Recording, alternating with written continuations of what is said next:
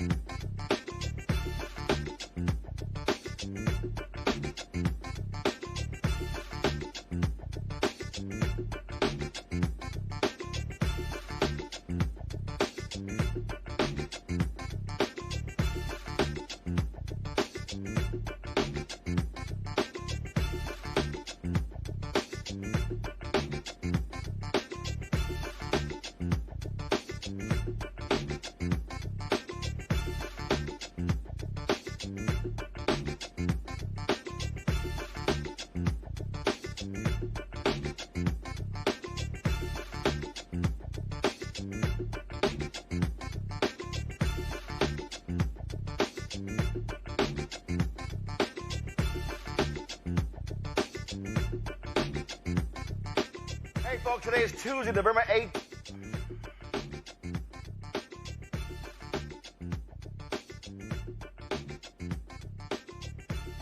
Hey, folks, today is Tuesday, November 18th, 2025. Coming up on Roland Martin Unfiltered, streaming live on the Black Star Network. Breaking news, federal judges, they have told Texas they cannot use the map that they actually voted upon that was said it was a racist gerrymander. They said racial gerrymandering took place. It was not partisan politics. We'll talk with Texas State Representative Jolanda Jones about this huge decision and the implications for next year. Also, a federal judge is allowing a major RICO case to move forward in Kansas City that alleges that an all-white board is freezing out African-American business owners in an entertainment district. Wait until we tell you about that. Also, National Guard, they got to leave Memphis. Another federal judge made that decision. We'll talk with a city council member who's a part of that lawsuit. Capitol Hill, they voted the House 427-1 to release all Epstein files. Senate swiftly passed it. Now goes to Trump's desk for a vote. Speaking of Trump, he literally shamed a reporter on Air Force One. Then he shamed another one in the Oval Office as he defended Saudi Arabia against charges that the prince there was behind the killing of an American journalist. Yeah, that actually happening. Also, Trump's Latino support is crashing. We'll talk to Black political pollster Christophe Towler about what that could mean for next year's races. It's a whole lot for us to unpack. It's time to bring the funk on Roland Martin Unfiltered on the Black Star Network. Let's go. He's got it. Whatever the biz, he's on it. Whatever it is, he's got the scoop, the fact, the find. And when it breaks, he's right on time and it's rolling. Best believe he's knowing. Putting it down from sports to news to politics. With entertainment just for kicks, he's rolling. It's on go, y'all. It's Roland Martin, Rolling with Roland now.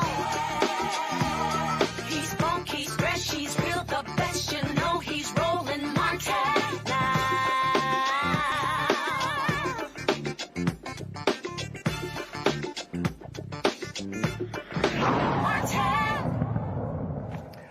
All right, folks, a huge story out of Texas where federal judges have said that Texas cannot use maps that were passed by the legislature. Remember, that map, that set off an entire battle all across the country when it came to the issue of gerrymandering. Donald Trump called Texas Governor Greg Abbott and said, "Get me 5 seats." Abbott said, "Sure, I'll do that." As a result, you had this huge battle to actually pass these particular maps. Well, of course, you remember Democrats walked out and they said, hey, we can't stick around for this. Well, the federal judges have now ruled that, guess what, can't use the maps. And here's the deal. You got Attorney General Ken Paxton saying these far-left judges. Well, the judge who wrote the opinion was a Trump appointee. This is what U.S. Judge Jeffrey Brown said. Again, appointed by Donald Trump. He said the public perception of this case is that it's about politics. To be sure, politics played a role in the drawing the 2025 map. But it was much more than just politics. Substantial evidence shows that Texas racially gerrymandered the 2025 map. Brown ordered that the 2026 congressional election, quote, shall proceed under the map that the Texas legislature enacted in 2021. Now, of course, Ken Paxton said they're going to appeal this case to the Supreme Court. So here's the deal, all right? This right here, okay, proposed. This is current. So these maps right here, this is exactly right now how everything is constituted. And so what did you have? You had Mark Vesey's seat in Dallas. You had Jasmine Crockett's seat in Dallas. When you go down to Houston, you had, of course, Al Green's seat, the 9th Congressional District. Then you have the 18th Congressional District. That seat has yet to be filled because Abbott has been screwing around. He's even called that special election between Christian Menifee as well as Amanda Edwards to take place January 31st. So those folks would have gone more than 11 months without a member of Congress. This here was the map that Texas actually passed that eliminated It eliminated Crockett's district, eliminated Green's district. They moved Green into the 9th district, moved Green from the 9th to the 18th.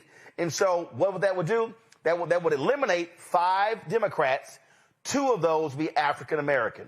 Joining us right now, Texas State Representative Jolanda Jones. Of course, she was on the committee, this so-called bipartisan redistricting committee. And here's the deal. They kept saying over and over, Jolanda, they kept trying to tell Democrats, do not talk about fair maps.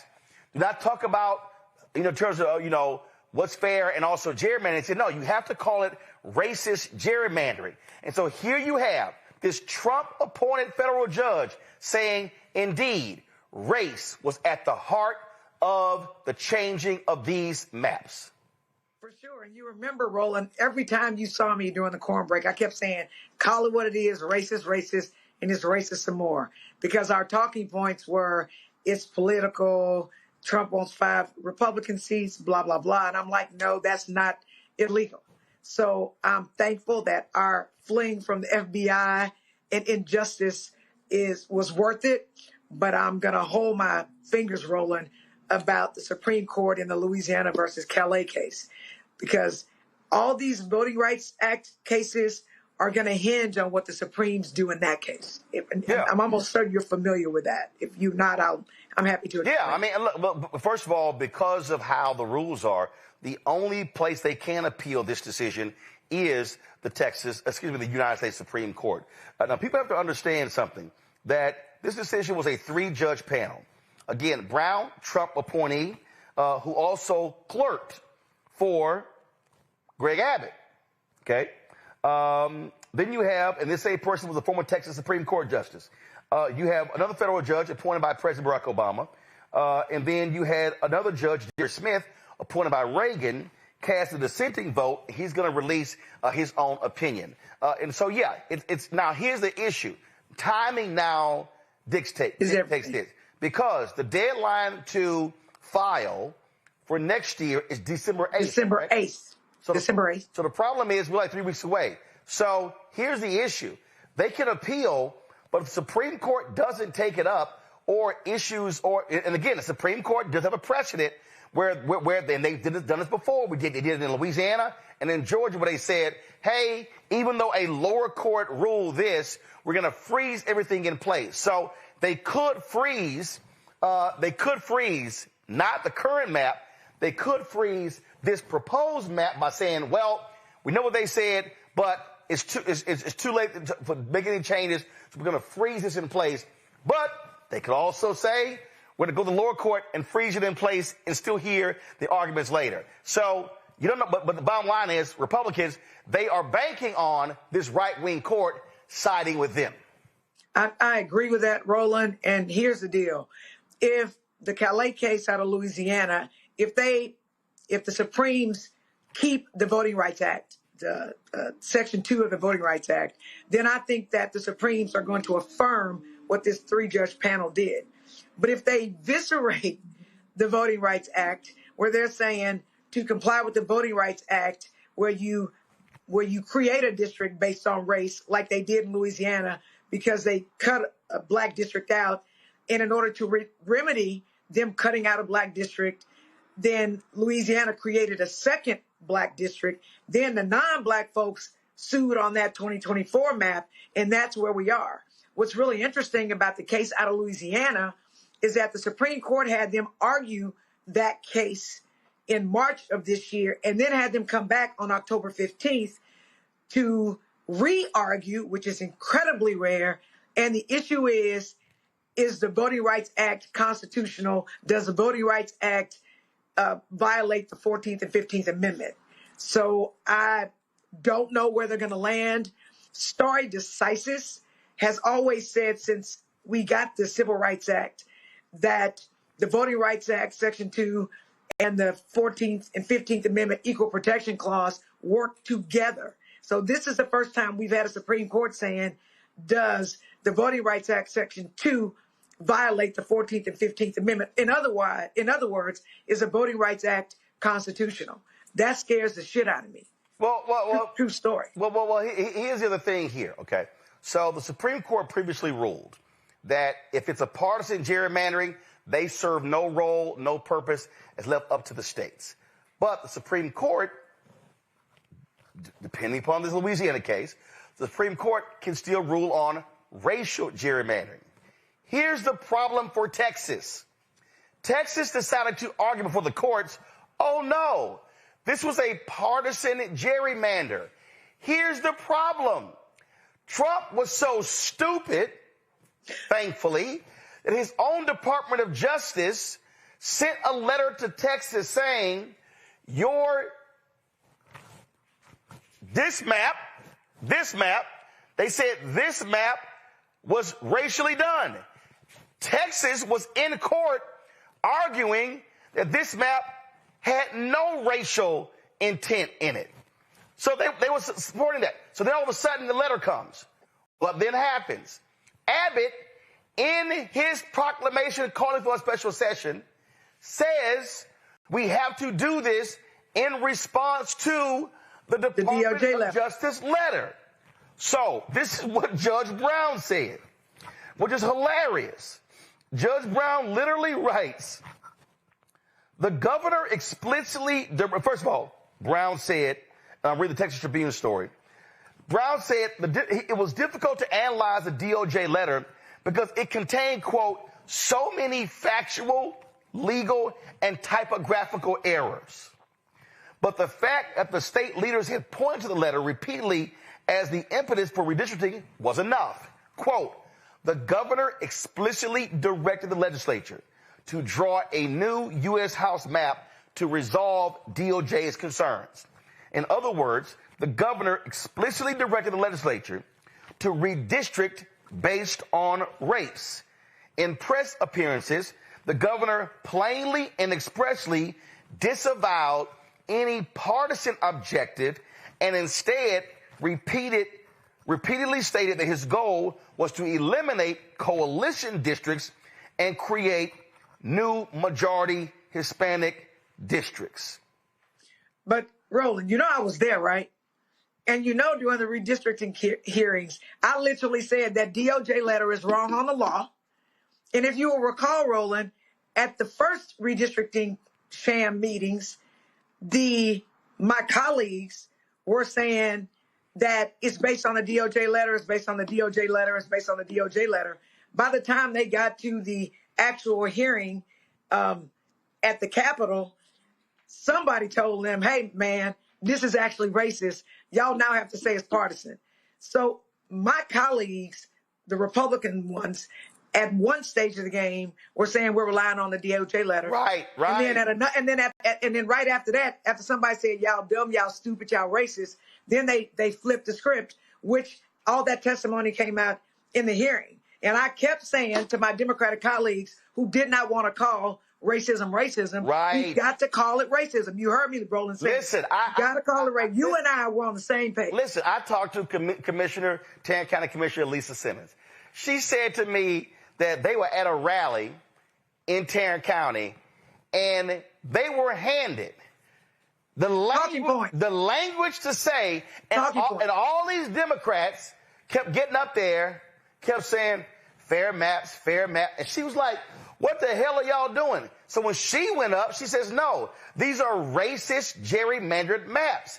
And you kept saying, hey, dumbasses, if you don't say racist maps, we're going to lose. When we go to court, they're going to use your own words against you. So here's the deal. So Abbott's problem is they use their own words. In fact, this is so hilarious. Abbott released a statement. He said that it was absurd to say the maps were drawn with discriminatory intent. He said the legislature redrew our congressional maps to better reflect Texans' conservative voting preferences, and for no other reason. This ruling is clearly erroneous and undermines the authority of the U.S. Constitution assigned to the Texas legislature by imposing a different map by judicial edict. Dude, you literally put the DOJ letter in your proclamation. He did. But Roland, here's the shit show that is now going on right now. Currently, Congressman Green filed for Texas 18, right? Because in the new maps, 65% of the new Texas 18 came from Texas 9, and it only stayed 25% intact. You cannot file for two separate seats. Right. You can't be on the ballot. So Congressman Green has got to decide, do I come back out of Texas 18, right, and file for Texas 9? Because right now, his Texas 9 is what it is currently. Because if the Supremes come back after it and they say, no, we've changed the Voting Rights Act, it violates the 14th and 15th Amendments of the equal protection of the Constitution, then he's shit out of luck and he's out. He's the person with the hardest decision to make. Well, first of all, let's be real clear. He is a hard decision. Again, everybody watch it. This is the current map. This is the current map right here. Okay? This is the current map. All right? So now so what she's talking about is how things are right now in terms of 5 districts, Democrat, talking about where Green is in the 9th, the 18th, and then, of course, you have the 30th with Jasmine Crockett. Then you got Mark Vesey. You got Sylvia. 33rd. Okay, 33rd. Here's the other problem, y'all. This is the proposed map. So here's the issue. This is the problem. Okay, the deadline is December 8th. So here's a conundrum for Green, but also Crockett. Because Crockett has to decide, well, do I file to run in the new district, which is where Vesey is? Vesey is talking about possibly running for Tarrant County judge.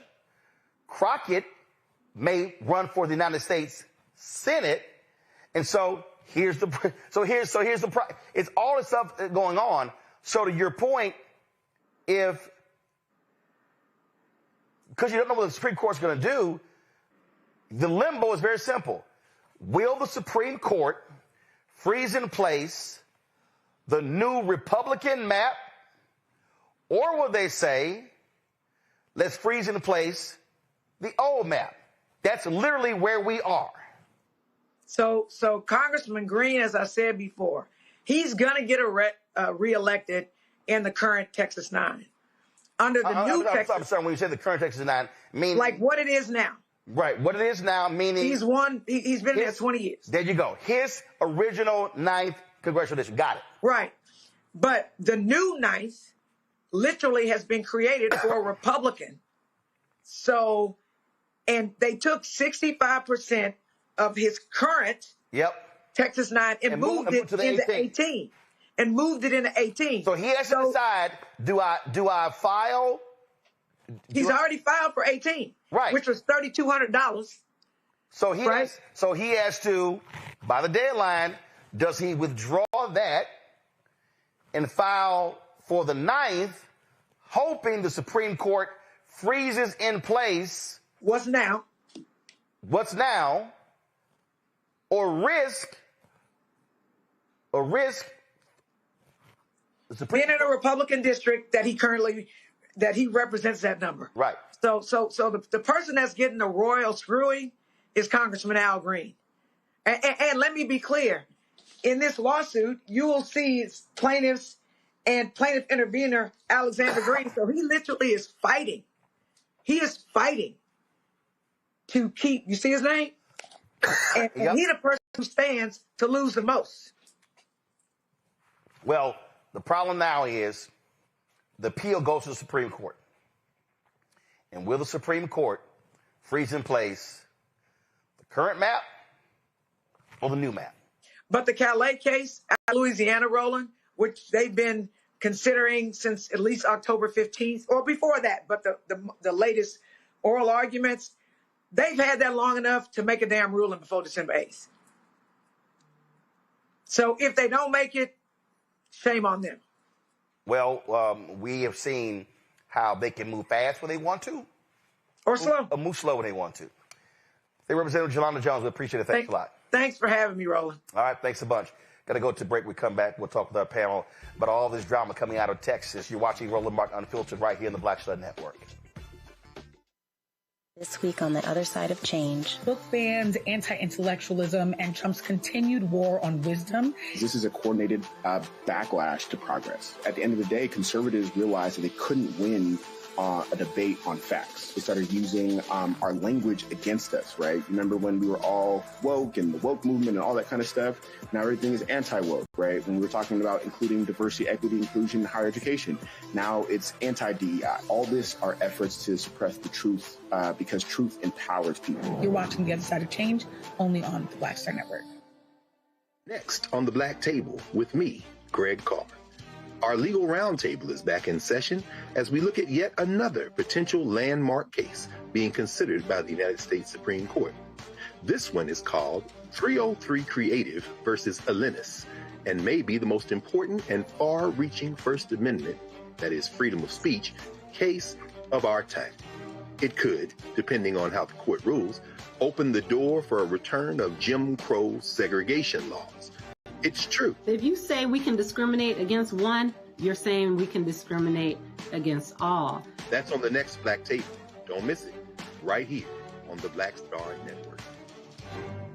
If in this country right now, you have people get up in the morning and the only thing they can think about is how many people they can hurt, and they got the power, that's the time for mourning. For better or worse, what makes America special, it's that legal system that's supposed to protect minorities from the tyranny of the majority. We are at a point of a moral emergency. We must raise a voice of outrage. We must raise a voice of compassion. And we must raise a voice of unity. We are not in a crisis of party versus party. We are in a crisis of civilization, a human rights crisis, and a crisis of democracy itself. And guess what? You've been chosen to make sure that those that would destroy, those that would hate, don't have the final say, and they don't ultimately win. Hey, I'm Tasha Cobbs, and you are watching Roland Martin Unfiltered. But I need a little filter. I need something. Blow me out. Make me look 35. All right, folks, let's bring up our panel right now. I'm glad to have them here. Dr. Mustafa Santiago Ali, former senior advisor, environmental justice at the EPA, joining me out of Washington, D.C. Randy Bryant, she is DEI disruptor, entrepreneur, author, speaker, creator of The Truthing Game out of D.C., Joe Richardson, civil rights attorney out of L.A. Glad to have all three of you here. Joe, I'll start with you. This is a legal conundrum. We're in this very weird space here because we can sort of guess the Supreme Court may side with Republicans. The problem is this is the same Supreme Court that ruled that the Opportunity District in Alabama should be created because it was a violation of the Civil Rights Act, Voting Rights Act, Section 2. They allowed the Louisiana seat to go forward as well. So the problem is, we don't know where in the hell this court is. Yeah, we don't know where they are, and we don't know whether or not they would look to preserve the status quo. Often, when there is an early thing like a TRO, basically is what you're asking for, when you say that it looks like I'm going to win, so therefore this ought to be held in place or this ought to be stopped, that's basically what this three-judge panel is saying. Interestingly, the Republicans are majoring in the art of deflection here. While they claim that we're being racial, the fact of the matter is they got pointed out for being racial themselves. And the judge, who was a Trump judge, great minds think alike, I made out to read the same first paragraph that you read at the top of the show. The idea that this is a racist gerrymander. And as of now, you cannot racially gerrymander. You can politically gerrymander, but which is the short of it. You know, there's a racist gerrymander, and what they've said is that because it's a coalition district, any district that's a coalition district where two or more minority groups form the majority, they come together to form the majority, that therefore you skip, and it's unconstitutional, and therefore you have to undo it. And that's patently wrong, and that's what this decision said. But the question becomes, to your point, what this Supreme Court is going to do on this Louisiana case. Because if they decide that a racist gerrymander, a race-based gerrymander is okay, and not just if there's some incidental effect, then theoretically we would be out of luck.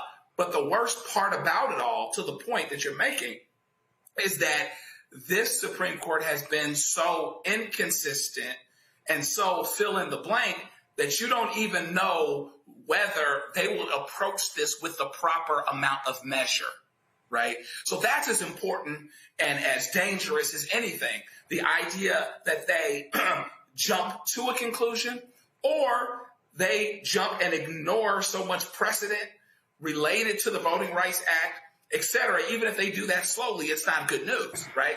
But in any event, the Republicans know that the decision that happened today is bad news. And this reminds you, Donald Trump will never fail. He talks before he thinks, and he says things, and he has people in the Justice Department write things and misspell them and not do it the right way even, where they're incomplete sentences. They have them say things where now the judge has used their very words against them. This is what happens when you speak before you think, when you're not strategic. It's not, oh, let's just hammer it. Let's just do what we want to do. We'll worry about the rules later. There are some judges, including, as it turns out, some Trump judges that are worried about the rules and that are concerned about the rules. And so this is a sound decision. We just have to see how long it lasts. You know, Mustafa, again, it's a whole lot that's going on here. And what's hanging in the balance really is these 5 seats going to be critical.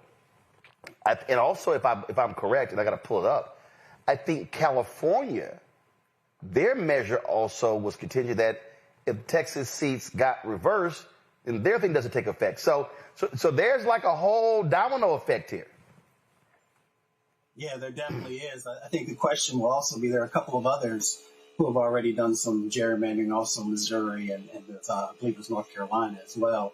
You know, as you said, it's the dominoes continue to fall, but maybe the dominoes need to fall because we shouldn't have gerrymandering. We should make sure that we have fair maps. You know, it's interesting. You know, we come on the show and we continue to raise that these people are not ready for prime time. You can tell it by, you know, the documents that they put forward that are not prepared, you know, properly, which blows my mind. I remember going through review after review after review of documents whenever we were, you know, submitting different types of things. And then for them to actually get their hand caught in the cookie jar, you know, that July 7th letter from the Civil Rights Division.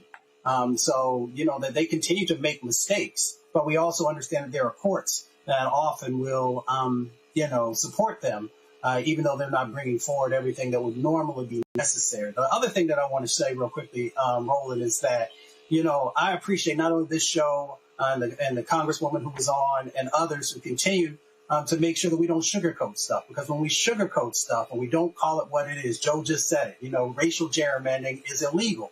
We got to continue to make sure that we're doing that.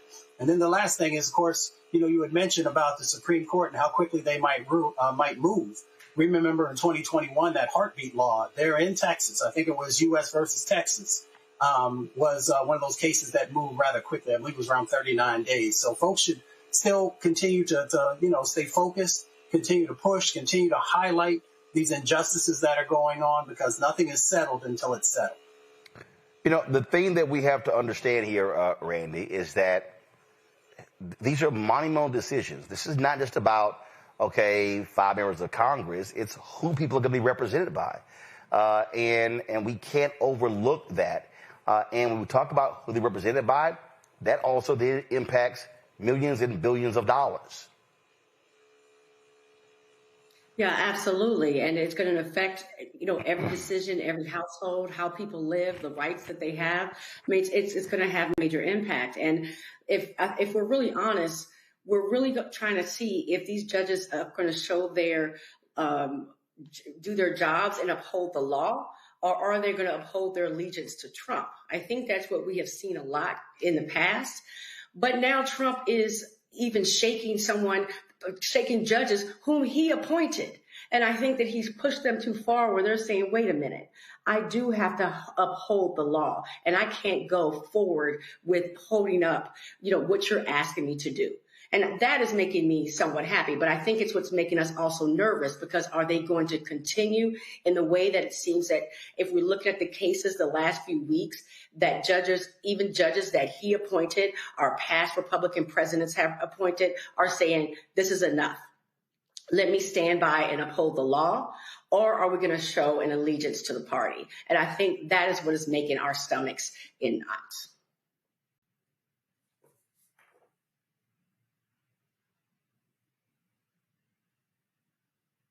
And, you know, what you've seen this schizophrenic court with their rulings. And so we don't know, but we're certainly going to stay on top of this, because this has huge implications for all across the country. All right, I'm going to do a quick break, come back, tell you about this case out of Kansas City that is unbelievable. Everybody kept saying systematic racism doesn't exist. That's a lie. Back in a moment. Side of change. Book bans, anti-intellectualism, and Trump's continued war on wisdom. This is a coordinated backlash to progress. At the end of the day, conservatives realized that they couldn't win a debate on facts. They started using our language against us, right? Remember when we were all woke and the woke movement and all that kind of stuff?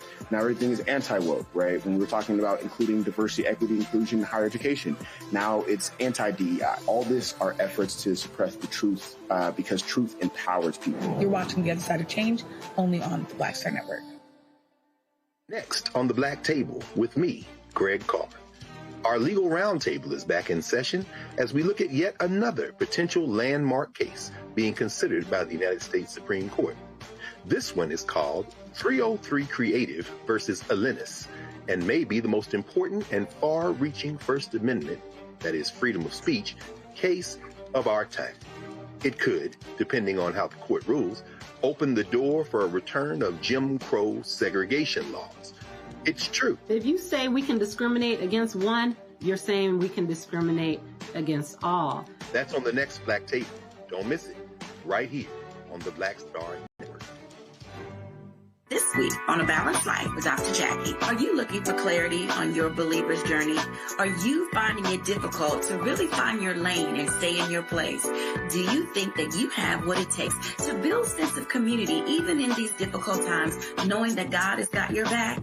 Well, this week on A Balanced Life with Dr. Jackie, we're talking about just those things. I have the courage to walk through this tough season because they're going to come. You need the friends that have a belief system like yours. A believer's journey this week on A Balanced Life with Dr. Jackie on Black Star Network.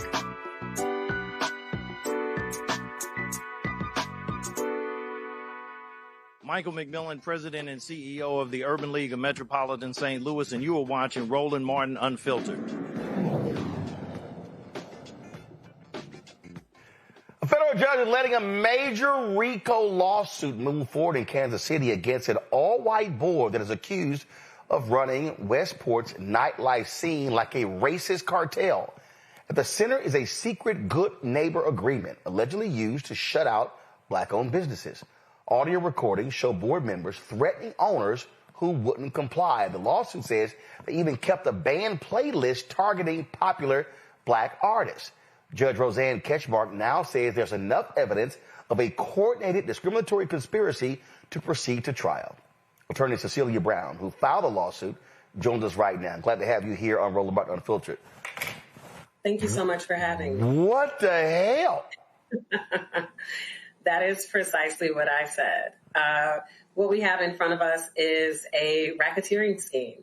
I have myself come into contact with at least 5 businesses who have been victim to this racketeering scheme. Right now, I represent 2, Euphoric LLC and the Source LLC, and my partner, Stephen Williams, represents Unique LLC. Okay, so how long has this been allegedly going on? So we have recorded audio from the past executive director of the Westport Community Improvement District saying that they have been doing this since 2013.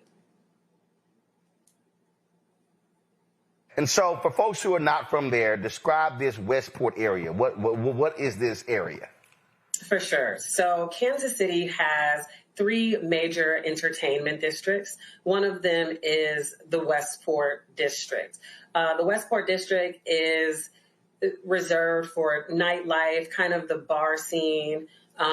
That's where the popular clubs would be. The other entertainment districts are more like shopping and different concert venues. So the Westport district is located near Midtown of Kansas City. It is quite literally the midpoint of where every community kind of converges. And so to learn that there has been such a scheme to make sure that Black entrepreneurs are not able to benefit in the same place that they take Black dollars, it wouldn't be a surprise to Kansas Cityans, but it's huge as a legal case in Kansas City. So this Westport area, so what you're saying is like if you go to Kansas City, it's the entertainment sort of mecca where people are going to go. And I'm assuming it gets lots of black consumers. Absolutely.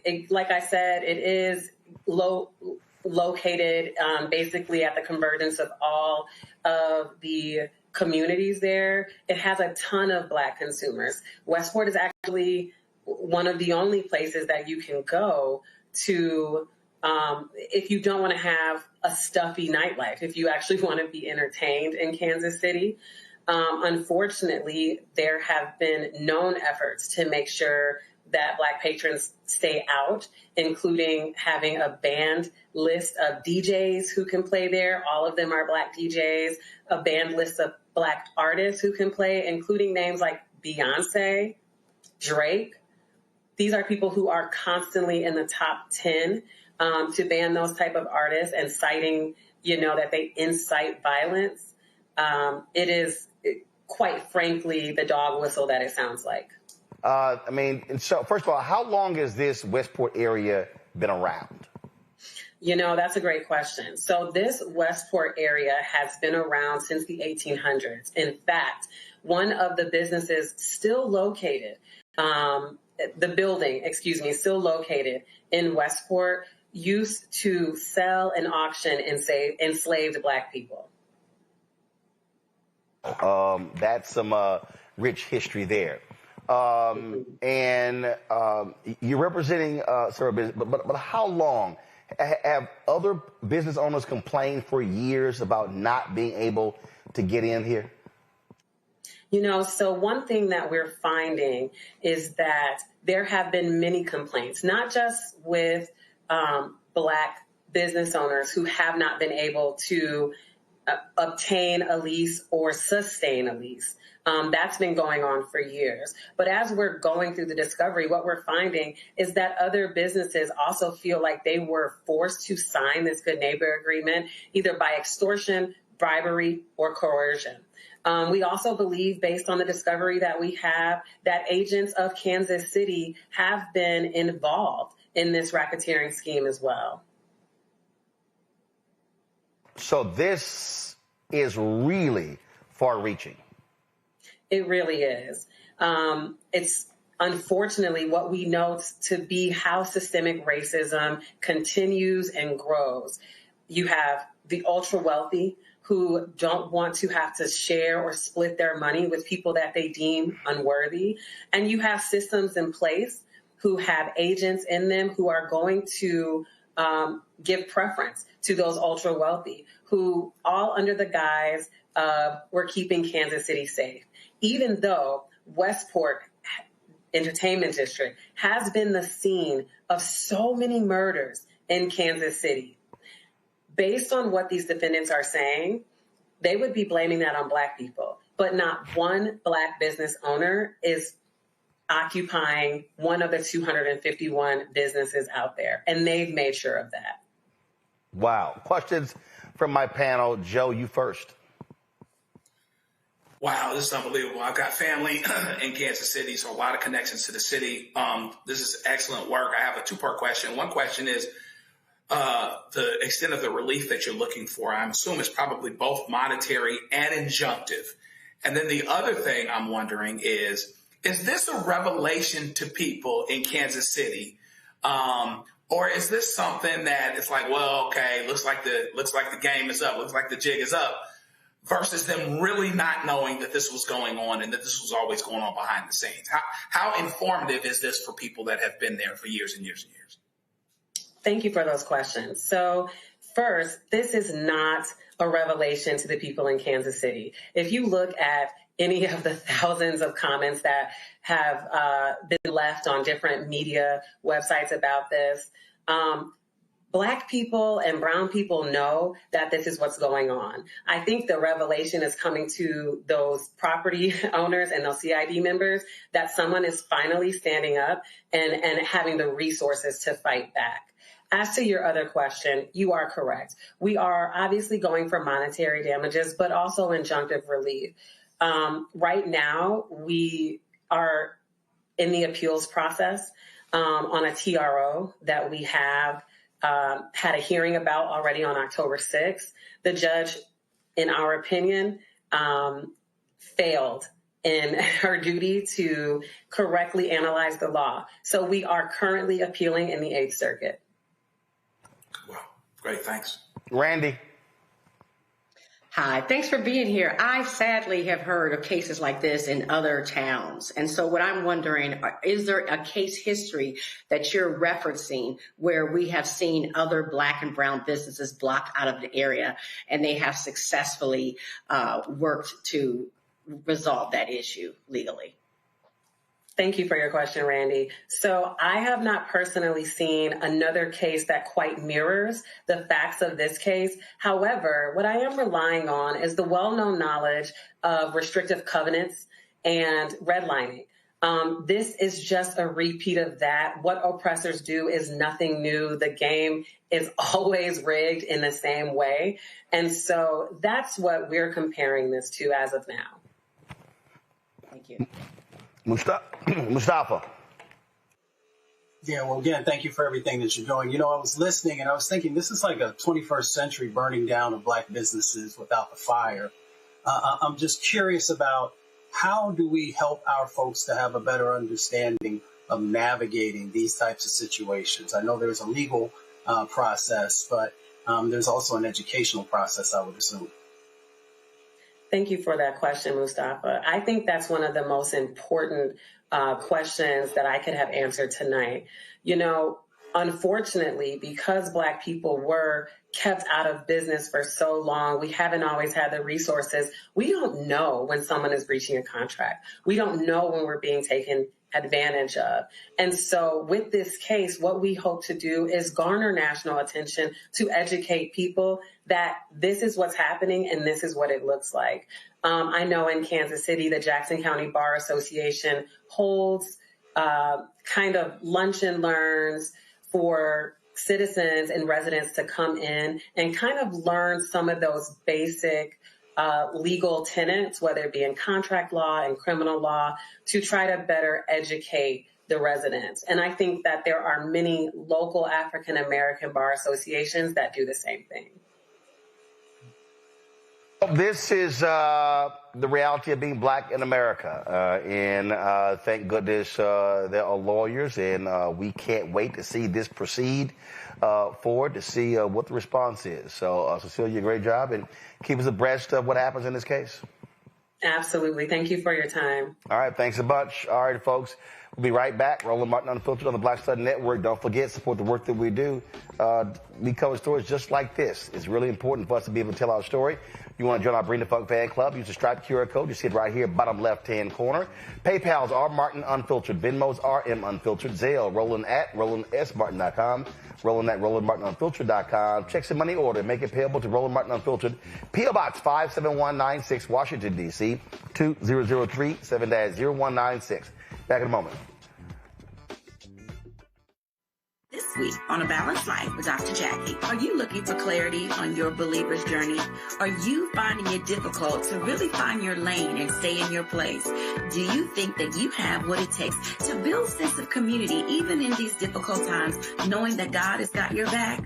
Well, this week on A Balanced Life with Dr. Jackie, we're talking about just those things. I have the courage to walk through this tough season because they're going to come. You need the friends that have a belief system like yours. A believer's journey this week on A Balanced Life with Dr. Jackie on Black Star Network.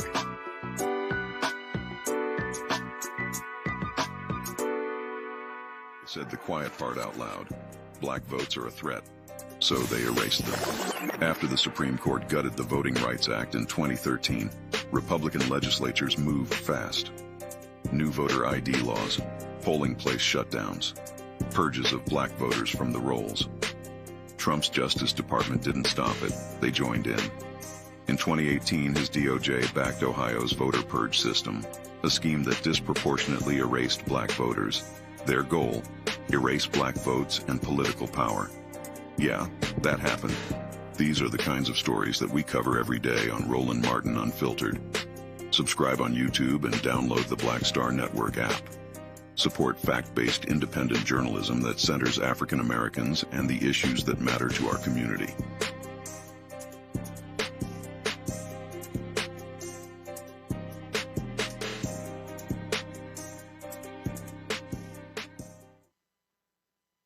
Next on the Black Table with me, Greg Carr. Our legal roundtable is back in session as we look at yet another potential landmark case being considered by the United States Supreme Court. This one is called 303 Creative versus Alennis and may be the most important and far-reaching First Amendment, that is freedom of speech, case of our time.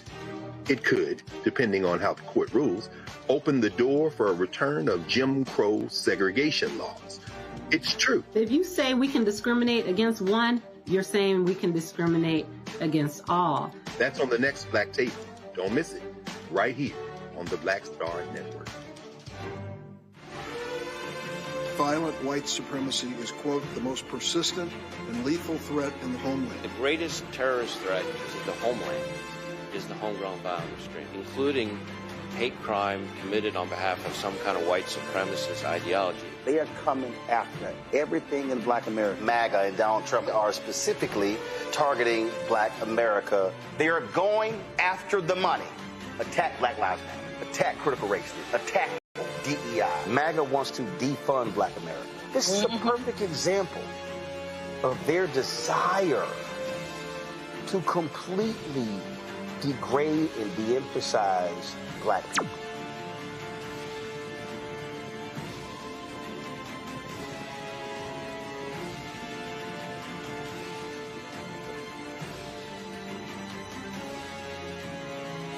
Melanie Campbell, National Coalition on Black Civic Participation and Black Women's Roundtable.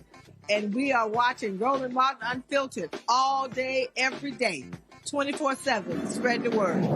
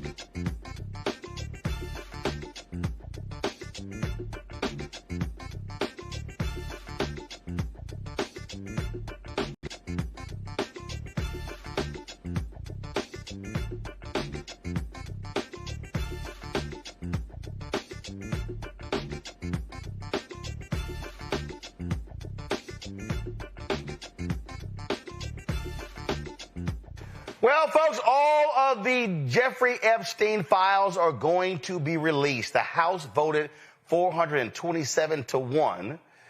It was hardcore Trump supporter Clay Higgins who was the one claiming he voted no because it did not offer enough protections for the victims. Well, and the way the Senate ruled, like literally the moment it went to the Senate, it automatically passed. It wasn't even a vote. Now it goes to Trump to sign. He said he's going to sign. And this was after many of those victims stood outside of Capitol Hill today, demanding action. They were led there by Republican Thomas Massie of Kentucky, who has been one of the leading voices on this issue.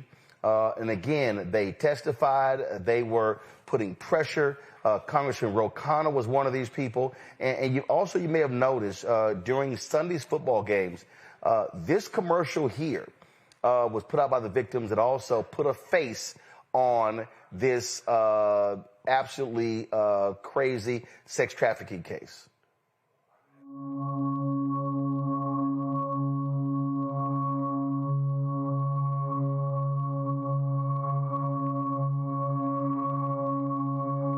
I suffered so much pain. So much pain. So much pain.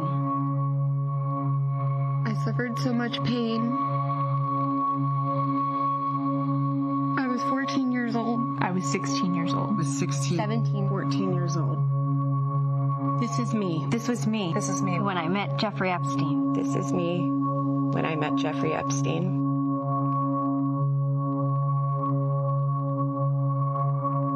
There are about 1,000 of us.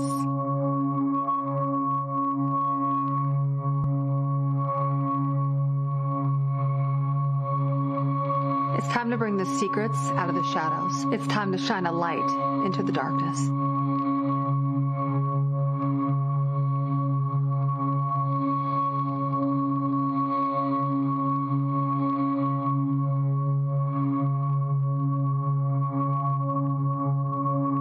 Folks, again, maximum pressure being applied. That happened also. They stood in front of the Capitol today testifying. And what was interesting was to listen to Speaker Mike Johnson just offer more complaints and complaints and complaints. He was blaming Democrats for the problem. He was doing all of that. And it was falling on deaf ears. And so he tried everything. Mike Johnson tried everything not to allow this to come to pass. And remember, it was that Arizona Democrat who was elected to fill the seat of her deceased father, who was the 218 vote to discharge for the discharge petition, forcing this to be voted upon on the House floor. They had no choice whatsoever to do this, and so he never wanted this day to come. And listen, the White House is putting pressure, meeting with Republican members like Lauren Boebert. And she was like, no, the victims deserve to have this. And so even Trump could not get some of his biggest supporters. He has been in a war of words. He's been a war of words with Marjorie Taylor Greene over this issue. I mean, this has been an extremely contentious battle for some time. And I tell you, it turned into a bipartisan deal. And Trump and the Republicans did not want these files to be released. Not sure why, but they did not want them to release. Here's one of the Epstein survivors speaking today. And for too long, truth has been buried, survivors have been silenced, and powerful people have been protected. And today we stand in a moment that will decide whether our government still belongs to the American people or to those who prey on them.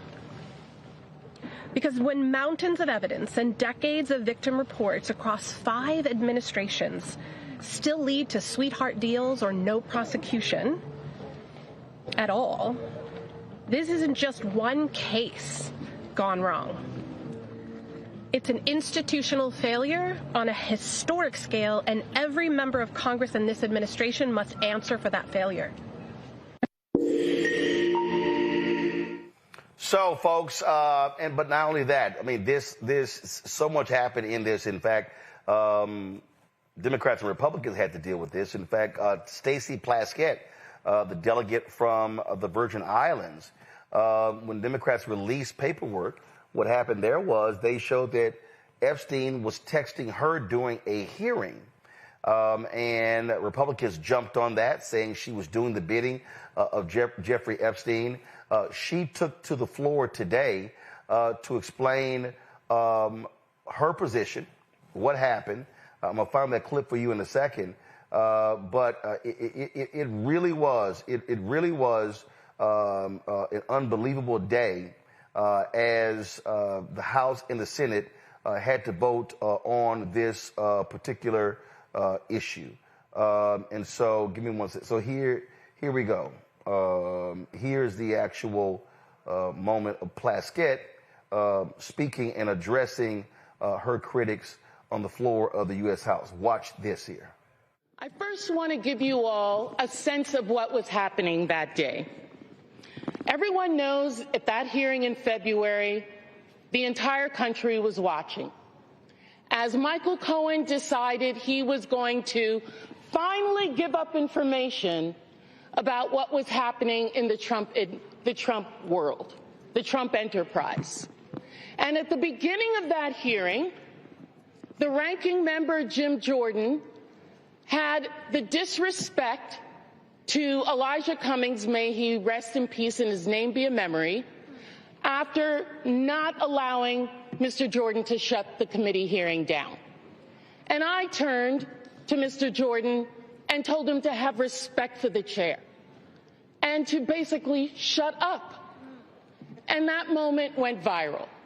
And I began to get innumerable texts from friends, from foes, from constituents about what was happening in that hearing. And I got a text from Jeffrey Epstein, who at the time was my constituent, who was not public knowledge at that time that he was under federal investigation, and who was sharing information with me. Now, I heard recently from someone that I was seeking advice from him. Let me tell you something. I don't need to get advice on how to question anybody from any individual. I have been a lawyer for 30 years. I have been a narcotics prosecutor in New York City. I have had the honor of being a political appointee at the Justice Department after September 11th as a Republican appointee in the Bush administration. I know how to question individuals. I know how to seek information. I have sought information from confidential informants, from murderers, from other individuals, because I want the truth, not because I need them to tell me what to say. And if you look at the transcript, you will see that I questioned Michael Cohen for 5 minutes. The Washington Post only shows you 30 seconds and takes from it one individual's name that I got from Jeffrey Epstein and didn't know who the individual was, and put that individual with a host of other individuals that I felt the committee should subpoena. They've never been subpoenaed. They've never been questioned. Wild day on Capitol Hill. Randy, what say you about what took place today? Why Republicans fought real hard for these files not to be released. You don't fight that hard unless you don't want some stuff revealed to the public. We all know what's in the files now. They made it very obvious that there is certainly some information that they do not want us to know. I mean, how long did they prolong that Arizona's her getting sworn in? I mean, was it 3 weeks? I mean, it seemed illegal how long they took. So as they're scrambling and we see Trump falling apart. I mean, well, I know we're going to talk about it later about him calling the reporter a piggy. I mean, he's losing his mind. Clearly, he is stressed out and doesn't want what's in those files to come out. What I was thinking when I was seeing those women speak today is that I am shocked when you see people like Megyn Kelly and all of these people who are continuing to support white supremacy and not protect those who are the most innocent in this world. I mean, if you wouldn't think that we would care about anybody, you would think that we would protect children. And here we have this huge sex trafficking ring, and you have these men who are white men who are extremely powerful that have gotten away with this for decades now. And it's shocking to me, all of the people who are still fighting to protect these men, these criminals. And that is what is sad to me, what we're witnessing now. But it also shows the power of white supremacy and who will work to keep it alive and keep it strong, regardless of who suffers. And so when you have women like Megyn Kelly, who's looking at these victims and not feeling sympathy, but starting to split hairs and say, who really looks like a child? Oh, she was 14 or 15, not really 5. That's when you're really seeing how dependent people are on this sick system that exists. It was unbelievable, Mustafa. And as you heard the woman say, 5 administrations, 1,000+ women. Really? Well, first of all, muchas gracias to Congresswoman Grijalva. We appreciate you and the vote that you casted, along with all the others. You know, it's really interesting. You know, we've had predators who have been allowed to roam free for decades upon decades upon decades now, never allowing, you know, these young girls to move out of sort of the hellish situation that they've had to deal with after they were assaulted. And, you know, we've got this, we forget that folks need to be able to heal, and for you to be able to heal means that you have to be able to have justice. And that's what they've been asking for. They've been asking for folks to put a spotlight on this. They've been asking to make sure that people are brought to accountability who took advantage of them, who raped them, the pedophiles, all these different types of folks. And Randy laid it out. It is about power and privilege, being able to escape, you know, from the law. Because, you know, yes, Jeffrey Epstein and his partner were arrested after a long, long time, but there may be thousands of men who are out there who are still walking these streets.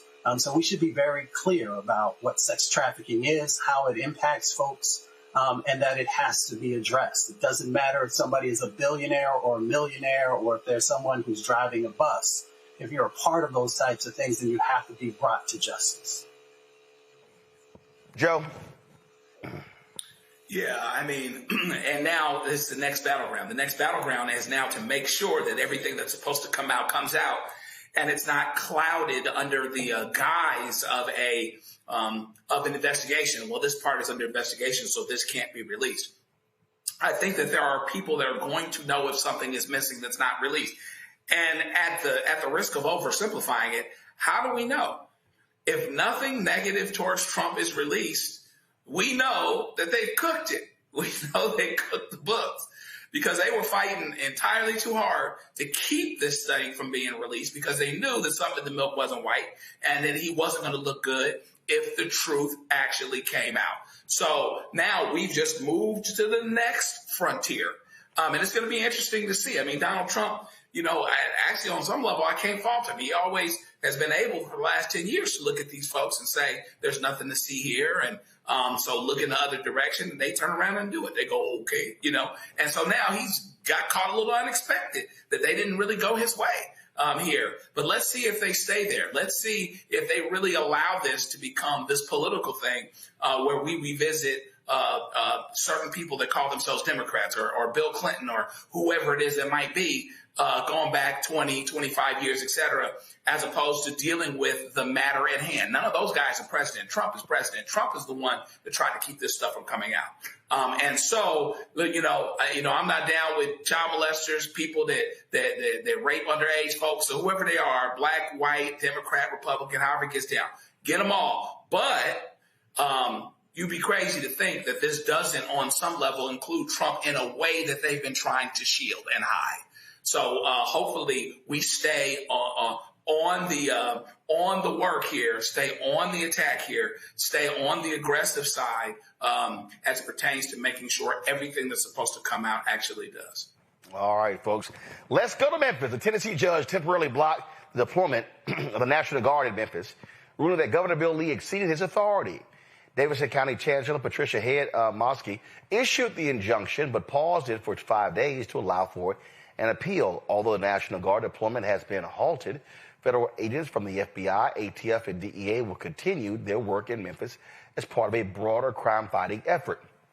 Joining us now is one of the plaintiffs in that, Memphis City Councilman J.B. Smiley. Glad to have you on the show. Thank you.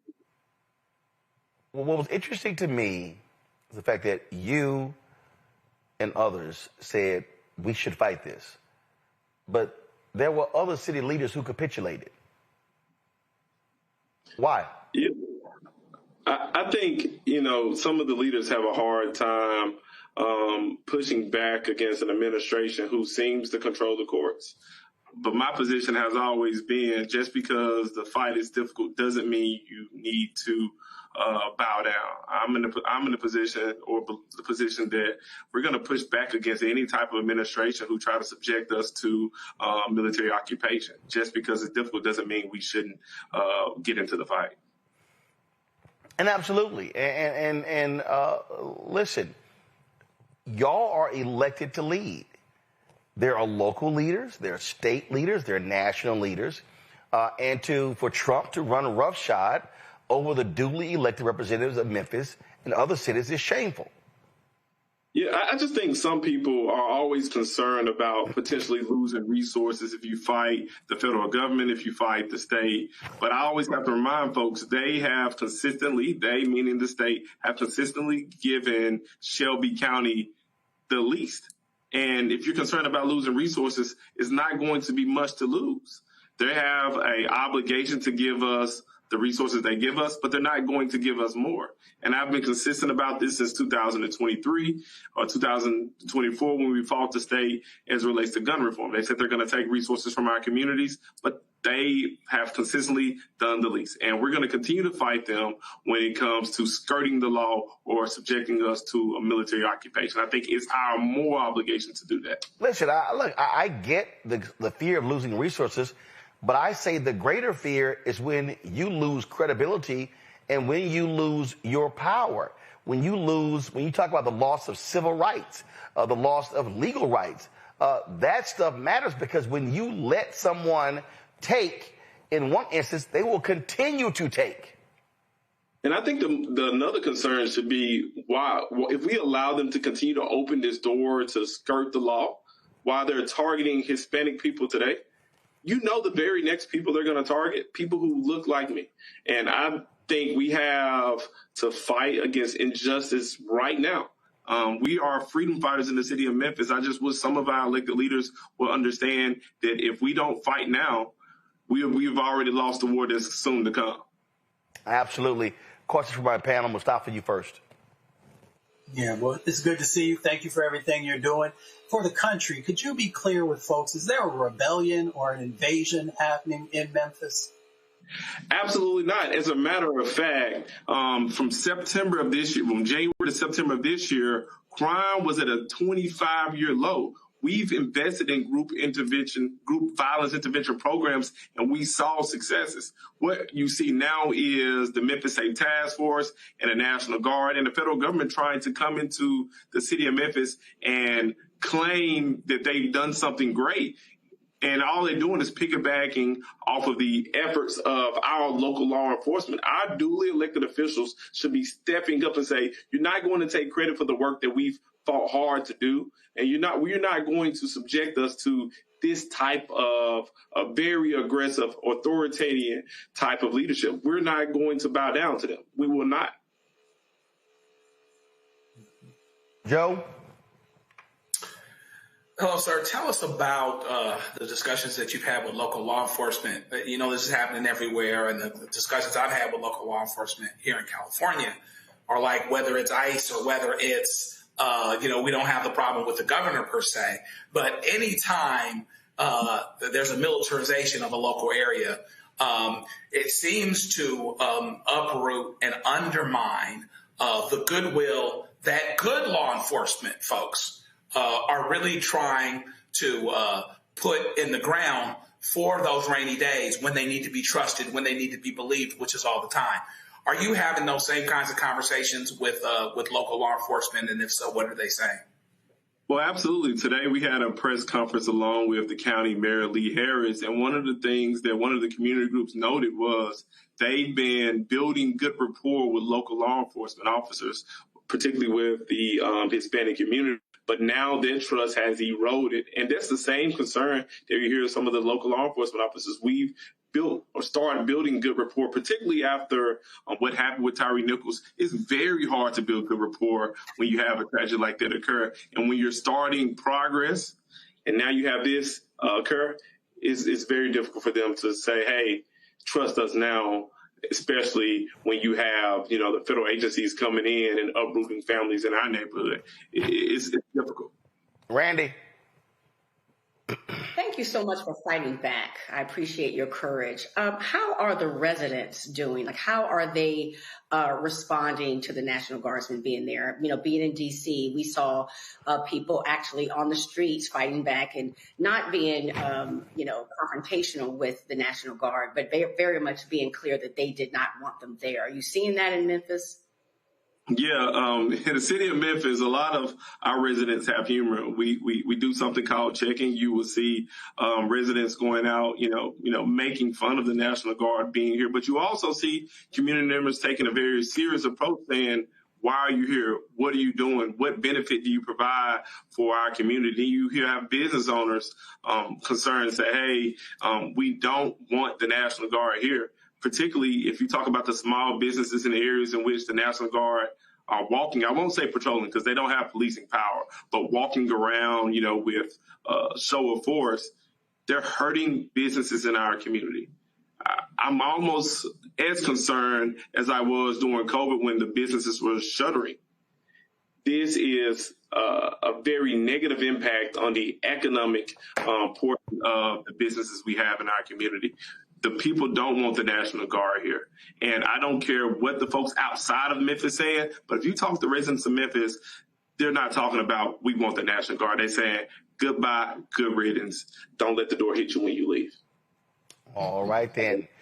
Well, Councilman Smiley, we certainly appreciate it. Congratulations on this suit. We'll see exactly what happens if there's an appeal and what's the next steps. We're expecting an appeal real soon, but we'll be fighting. All right. Thanks a bunch. Folks, going to a break. We come back.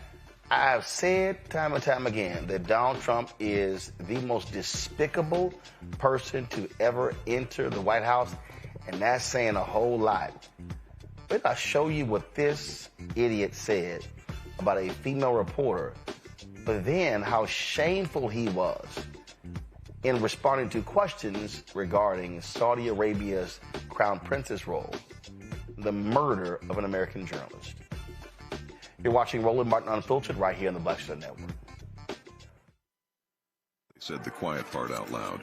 Black votes are a threat, so they erased them. After the Supreme Court gutted the Voting Rights Act in 2013, Republican legislatures moved fast. New voter ID laws, polling place shutdowns, purges of black voters from the rolls. Trump's Justice Department didn't stop it, they joined in. In 2018, his DOJ backed Ohio's voter purge system, a scheme that disproportionately erased black voters. Their goal, erase black votes and political power. Yeah, that happened. These are the kinds of stories that we cover every day on Roland Martin Unfiltered. Subscribe on YouTube and download the Black Star Network app.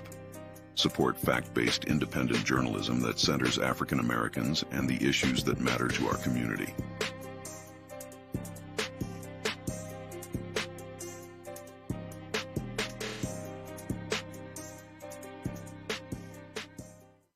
If in this country right now, you have people get up in the morning and the only thing they can think about is how many people they can hurt, and they got the power, that's the time for mourning. For better or worse, what makes America special, it's that legal system that's supposed to protect minorities from the tyranny of the majority. We are at a point of a moral emergency. We must raise a voice of outrage. We must raise a voice of compassion. And we must raise a voice of unity. We are not in a crisis of party versus party. We are in a crisis of civilization, a human rights crisis, and a crisis of democracy itself. And guess what? You've been chosen to make sure that those that would destroy, those that would hate, don't have the final say, and they don't ultimately win. Hello, I'm Bishop T.D. Jakes, and you're watching Roland Martin Unfiltered.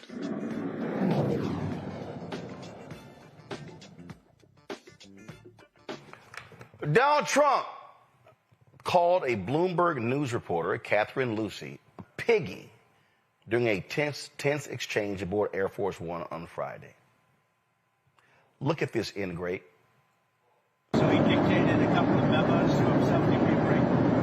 You're going to find out what did he know with respect to Bill Clinton, with respect to the head of Harvard, with respect to all of those people that he knew, including J.P. Morgan checks. Sir, Yeah, if Jennifer, there's go nothing ahead, go ahead. incriminating in the file, sir, Quiet, on Venezuela, sir, you've had a lot of meetings on Venezuela. I know you can't tell us what your next steps will be, but can you say... So he dictated a couple of memos to himself to be brief.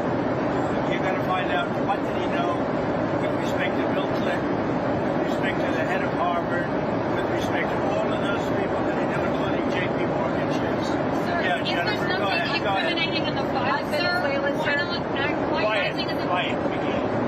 on Venezuela, sir, you've had a lot of meetings on Venezuela. I know you can't tell us what you're... Piggy,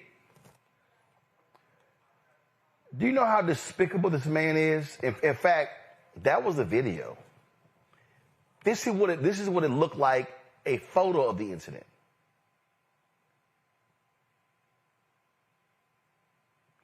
This man is shameful.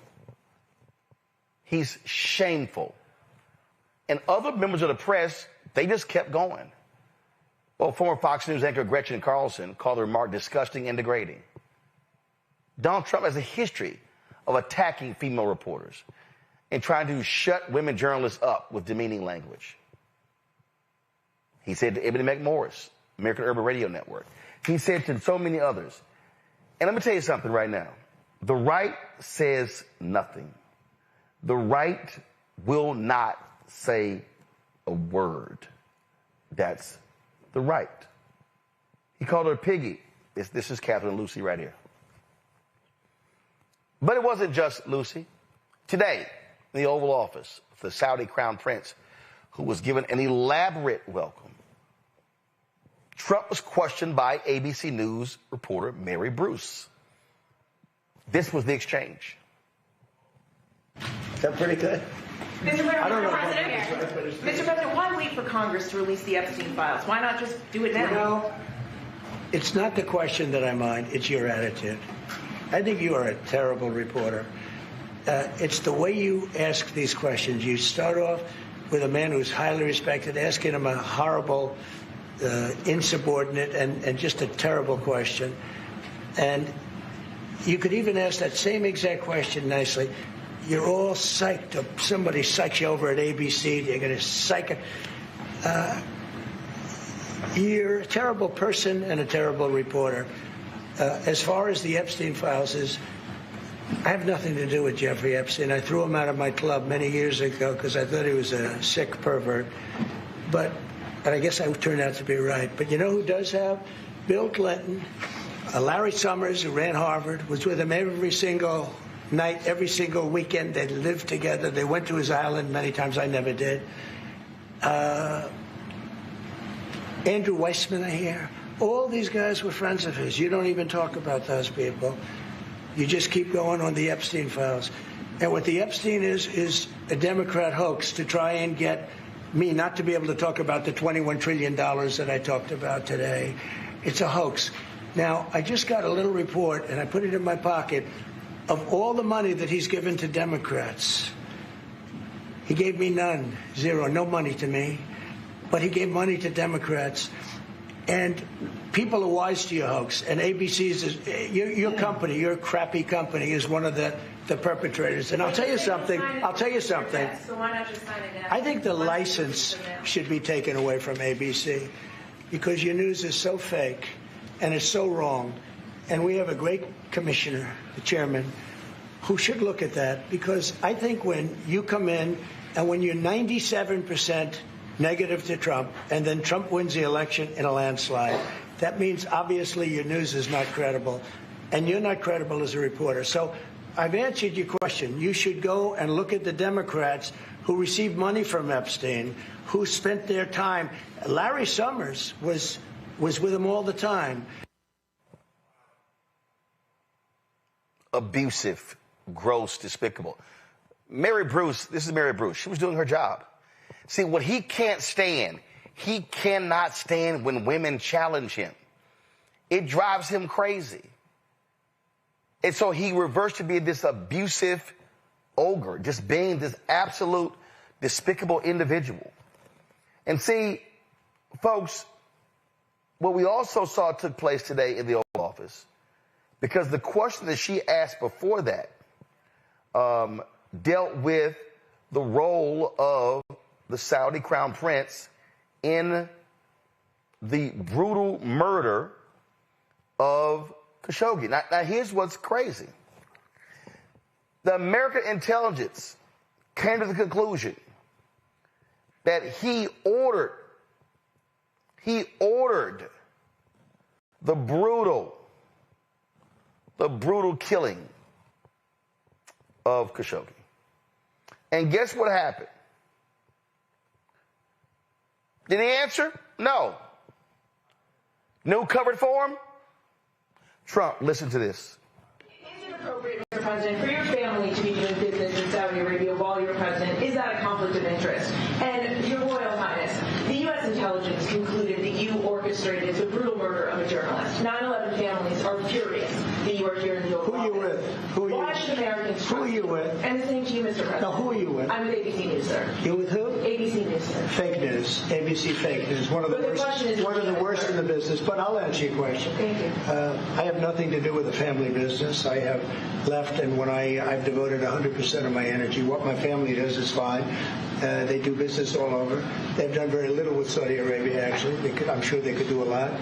And anything they've done has been very good. That's what we've done. We've built a tremendous business for a long time. I've been very successful. I decided to leave that success behind and make America very successful.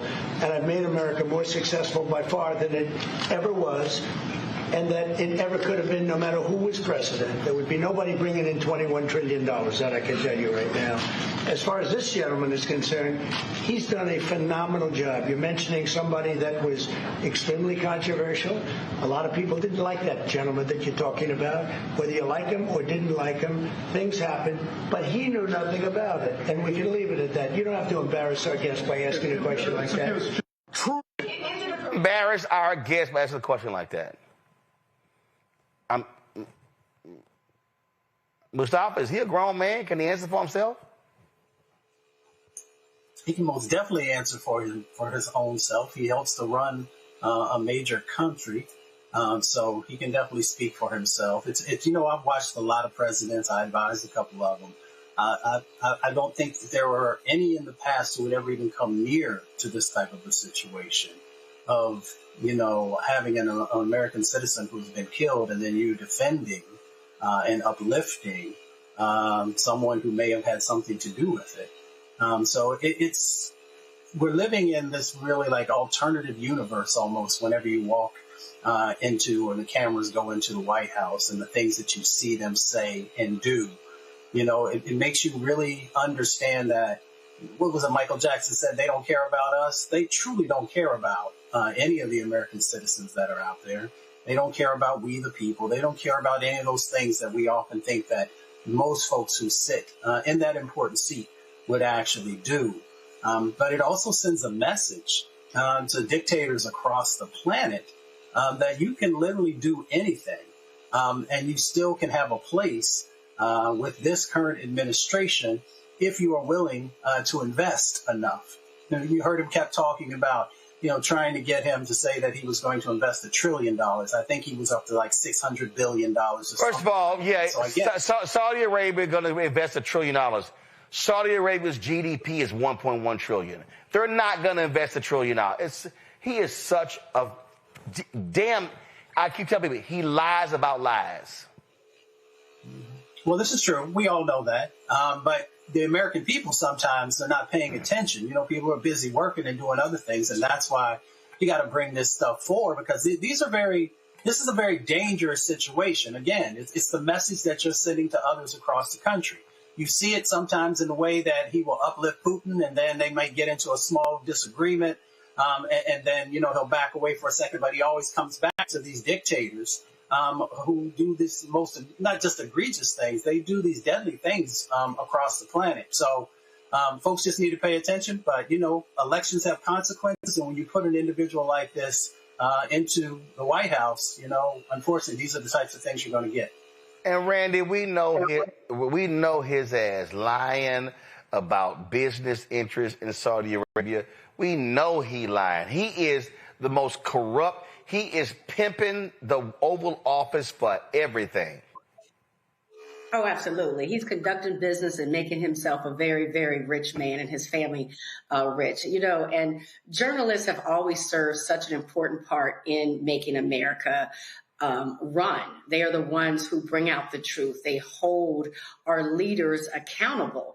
And so because we have a crook in charge, a felon in charge, he does everything in his power to silence the journalists, the ones who are courageous enough to ask him the hard questions, the ones that he can't answer, the ones that he doesn't want to answer. He silences them, and he silences them by either insulting them directly or bullying them and just saying that he's going to ensure that they're, that they lose their licenses and things. And I don't see how people can't see this. The only news source that he seems to really believe in are these Republican pundits, our Fox News, faux news, that will not tell the truth, that will not challenge him, and would allow him to run amok. And so we have no one to hold this idiot, this toddler, this felon accountable. And so I am constantly shocked. I think one thing that has really disappointed me is how weak collectively people are. You know, I see why they miss Black people from being in the streets, because I am shocked that people will sit there in silence as he berates and puts down other people like he is like a 4-year-old on a playground, and everyone just sits there and allows it to happen. I've never seen where you beat a bully by just staying quiet. And bravo to these 2 female journalists who are still going out there and trying to hold this idiot accountable. Joe? Yeah, I mean, you know, and of course this strikes a chord with a daughter that's a journalist that wants to do politics. So I always tell her, hey, you know, just be tough and keep coming at it, because they might not always like you. Hopefully he ends up being a bit of an anomaly. But it's crazy when, you know, he's got a thing with women that seek to hold him accountable. I don't think there's any question about that. They weren't asking anything unreasonable or saying anything unreasonable. And it's interesting how the Republicans just sit in silence. If a Democrat had done this, what if Barack Obama had done this? They'd be trying to impeach him. Okay. You know, they wouldn't have him. Okay. They were subjected to talking about his suits, his tan suit, because they couldn't talk about anything else. You got plenty to talk about here if you want to, but a whole lot of people don't want to. They just kind of keel over and let him do whatever it is that he wants to do, which is unfortunate. But hopefully those ABCs and those media outlets continue to support strong, qualified journalists as they do their jobs. And so that's going to be really important, and hopefully that continues to be the case. All right, folks, going to a break. We come back. Donald Trump is losing Latino voters with the quickness. Are Latinos finally listening to Black people? We tried to tell you. You're watching Roland Martin Unfiltered on the Black Stud Network. Join our Bring the Funk fan club. You want to contribute, use a Cash App. Do so with Stripe. See the QR code right here, bottom left-hand corner. PayPal, R Martin Unfiltered. Venmo, RM Unfiltered. Zelle, Roland at RolandSmart.com. Roland at RolandMartinUnfiltered.com. And, of course, check some money order. Make it payable to Roland Martin Unfiltered, P.O. Box 57196, Washington, D.C. 2003-7-0196. Back in a moment. Next on the Black Table with me, Greg Carr. Our legal roundtable is back in session as we look at yet another potential landmark case being considered by the United States Supreme Court. This one is called 303 Creative versus Alennis, and may be the most important and far-reaching First Amendment, that is freedom of speech, case of our time. It could, depending on how the court rules, open the door for a return of Jim Crow segregation laws. It's true. If you say we can discriminate against one, you're saying we can discriminate against all. That's on the next Black Table. Don't miss it. Right here on the Black Star Network. Hey, what's up, everybody? It's Godfrey, the funniest dude on the planet. And you're watching Roland Martin Unfiltered. Last night, the House approved a resolution condemning Congressman Chuy Garcia for his decision to how he chose not to seek re-election. Go to my iPad. This was the vote. 183 Democrats voted against it. 23 Democrats joined it. 213 Republicans did as well for 236. Now, Democrats were fighting this because they were supporting Garcia. But the problem is how Garcia left. In fact, he tried to suggest that, oh, no, he decided to retire. Here's the problem. His chief of staff, Patty Garcia, she dropped her petition 3 days before he dropped out. Let me say it again. No, don't go to it yet. Let me set it up. So the woman who was the chief of staff for Garcia,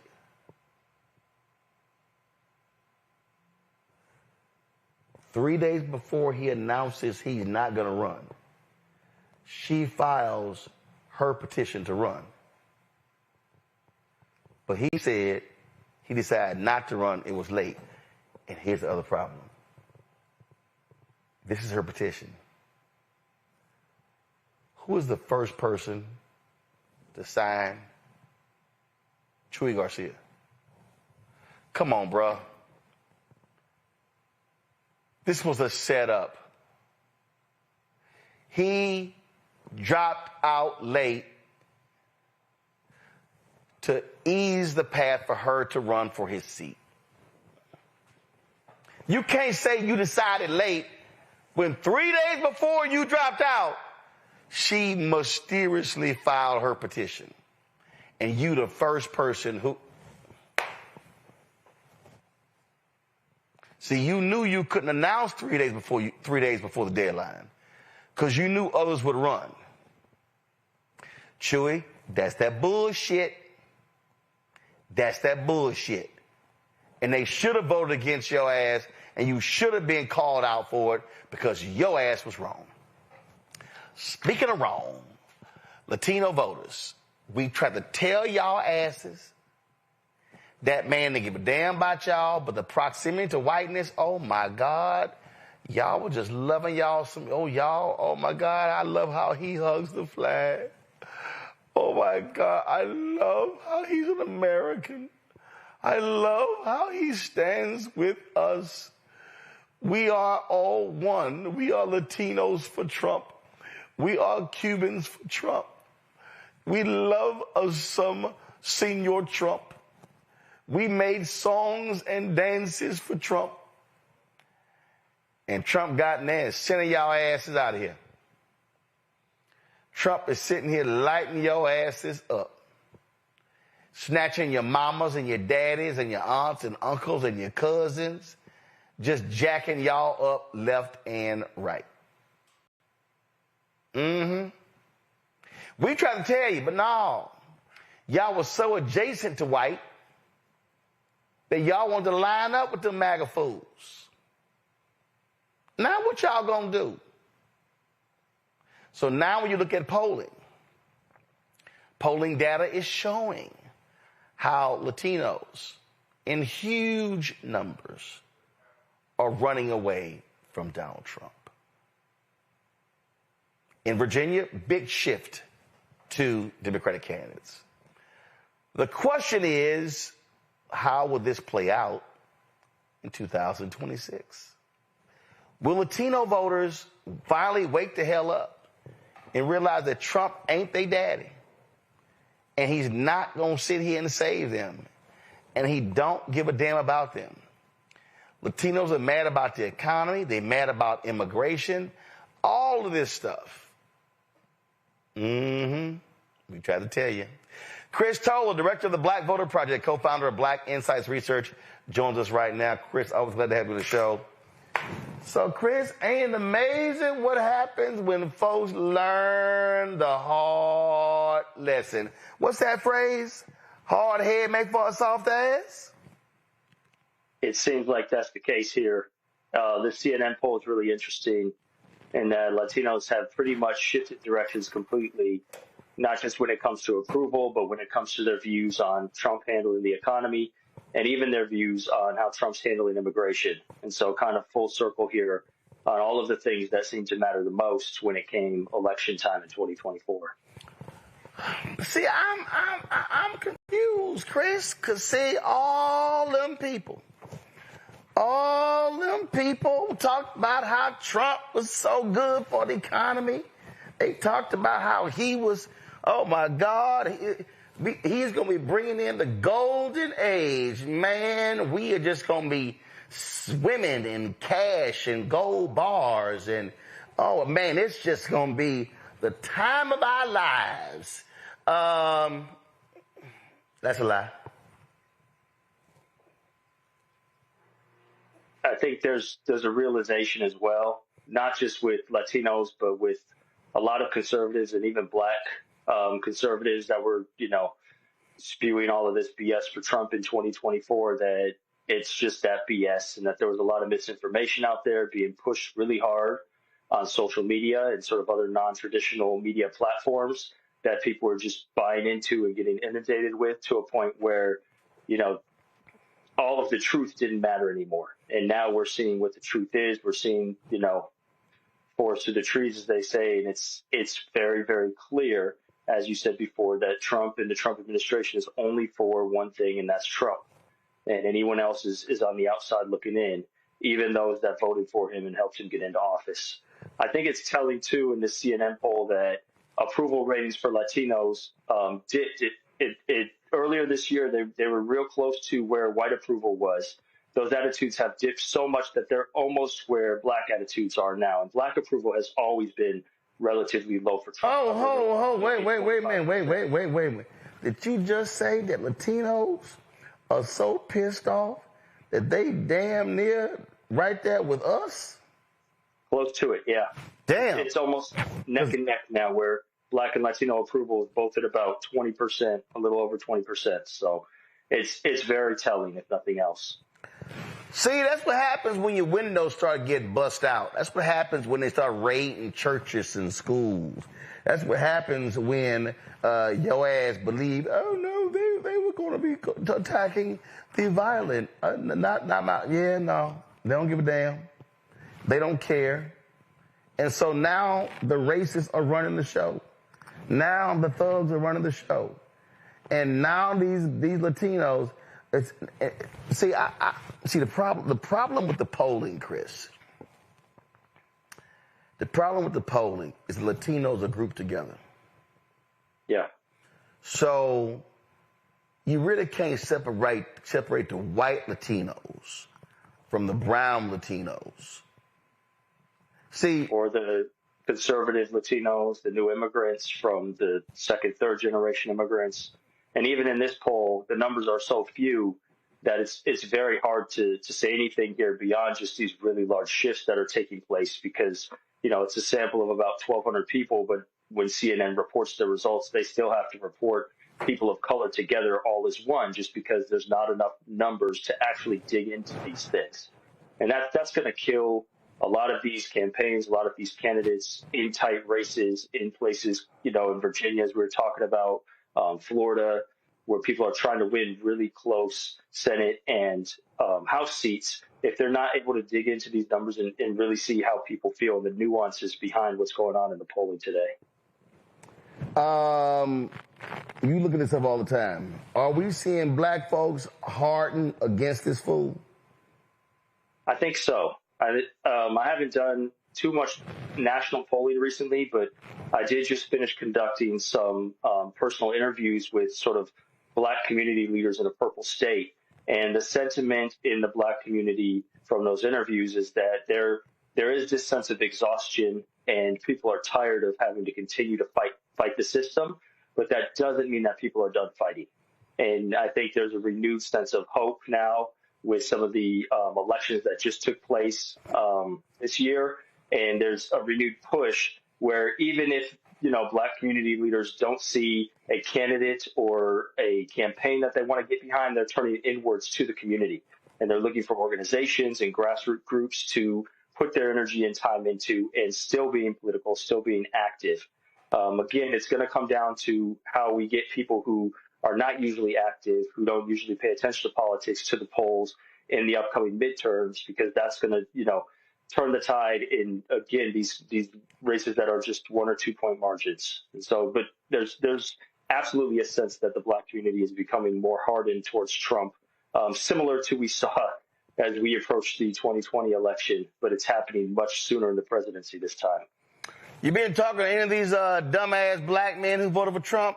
Do they have any second thoughts? I don't pay attention to that crowd too much these days, but I have been seeing some second thoughts, but more through contradiction than anything else. A lot of voters who are very loud and outspoken are very stubborn, and so they're not going to outright say that they were wrong, but they are going to say, oh, well, now we're not getting this, or what happened to reparations, or these things that we thought were going to happen. We're going to get another stimulus check. So the same old kind of talking lines, but it's very clear that there is some sense of buyer's remorse for a lot of these people from underrepresented communities that were throwing their support behind this administration. You've got a race happening in Tennessee that's coming up. In fact, Vice President Kamala Harris made a surprise move, shocking a lot of people. She's campaigning in that particular.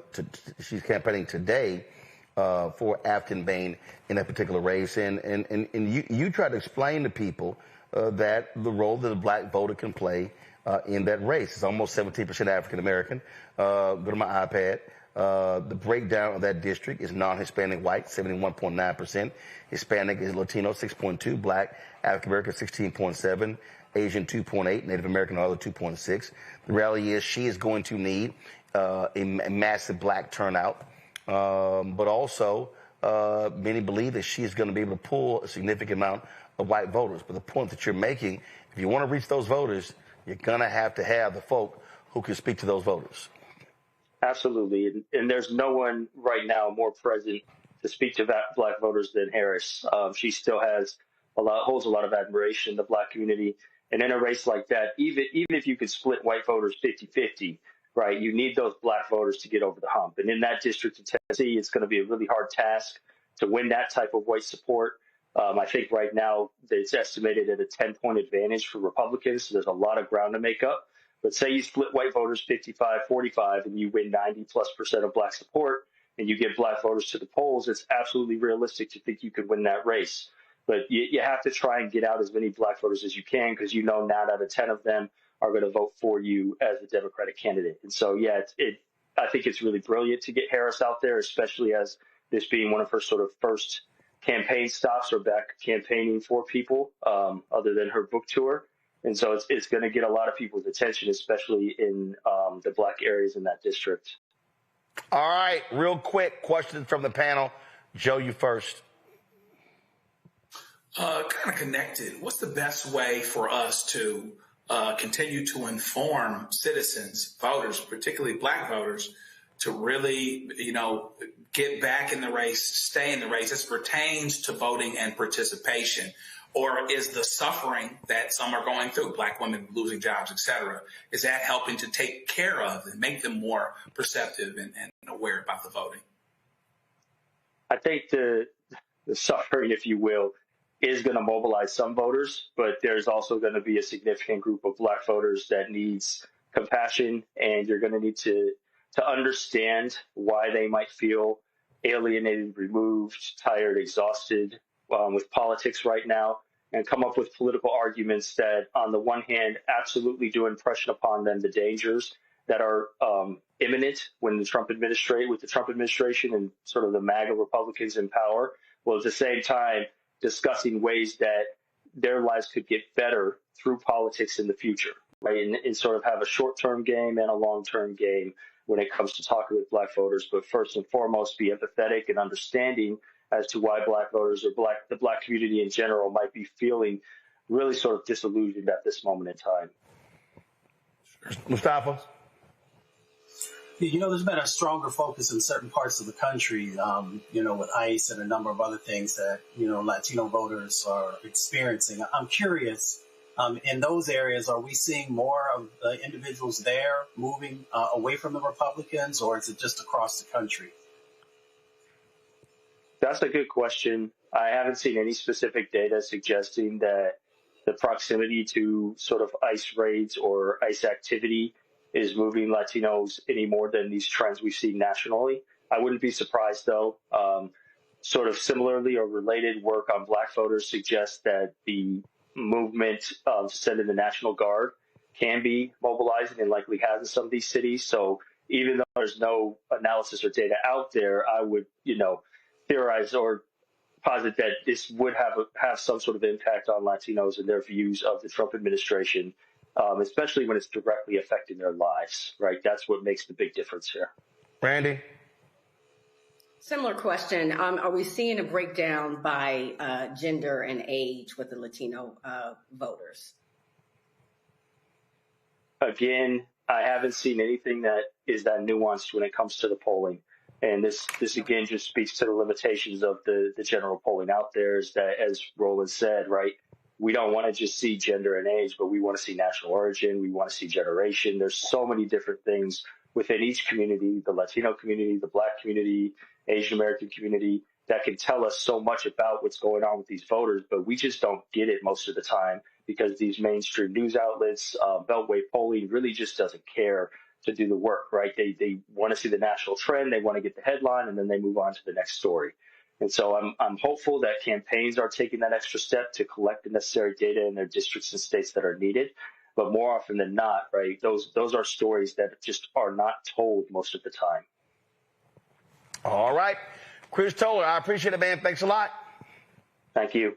All right, folks, going to a break. We come back at our Marketplace segment right here, our Shop Black Star Network Marketplace segment. Back in a moment.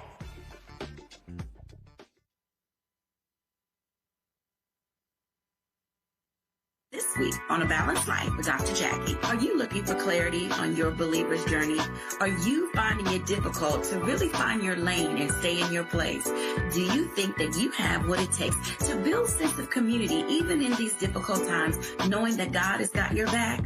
Well, this week on A Balanced Life with Dr. Jackie, we're talking about just those things. I have the courage to walk through this tough season because they're going to come. You need the friends that have a belief system like yours. A believer's journey this week on A Balanced Life with Dr. Jackie on Black Star Network.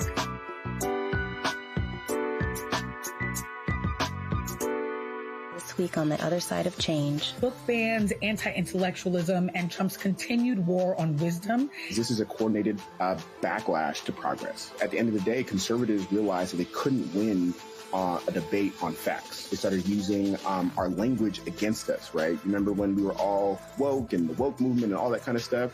Now everything is anti-woke, right? When we were talking about including diversity, equity, inclusion in higher education, now it's anti-DEI. All this are efforts to suppress the truth because truth empowers people. You're watching The Other Side of Change only on the Black Star Network. It's your boy Earthquake, you know, giving Roland Martin something to do, because you know he don't know what to do. He from Texas. Ain't his fault.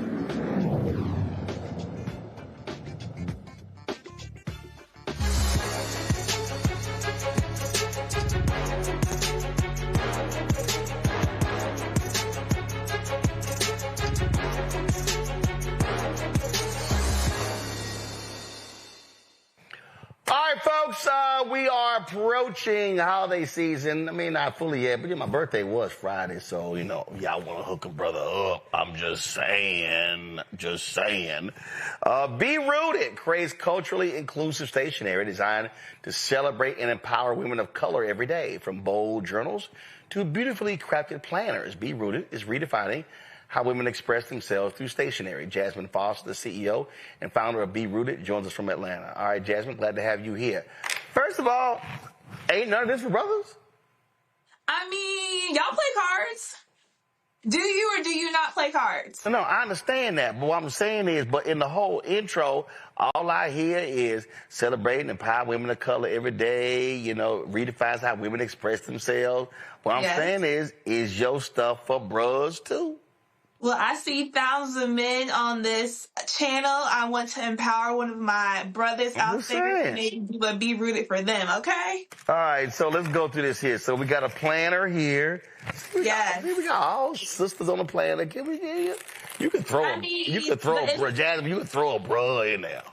Is the artwork beautiful or is the artwork not beautiful? It is. So we got. And don't you have a woman in your life that would love to receive that as a gift? Well, man, brother like gifts too. All right, so we got, this is a planner. Hold up, this is a daily notebook. Okay, so give me the difference between a planner and a daily notebook. Okay, so there's going to be room for you to write down your hourly thoughts. There's going to be room for you to write down your meal plans. You know, we're always trying to make sure that we have getting our fitness together. There's going to be room for your notes versus a notebook is going to be more open-ended. So this is for the girl who's looking to journal, who's just looking to write her thoughts out. She's looking to keep a log of what she needs to do.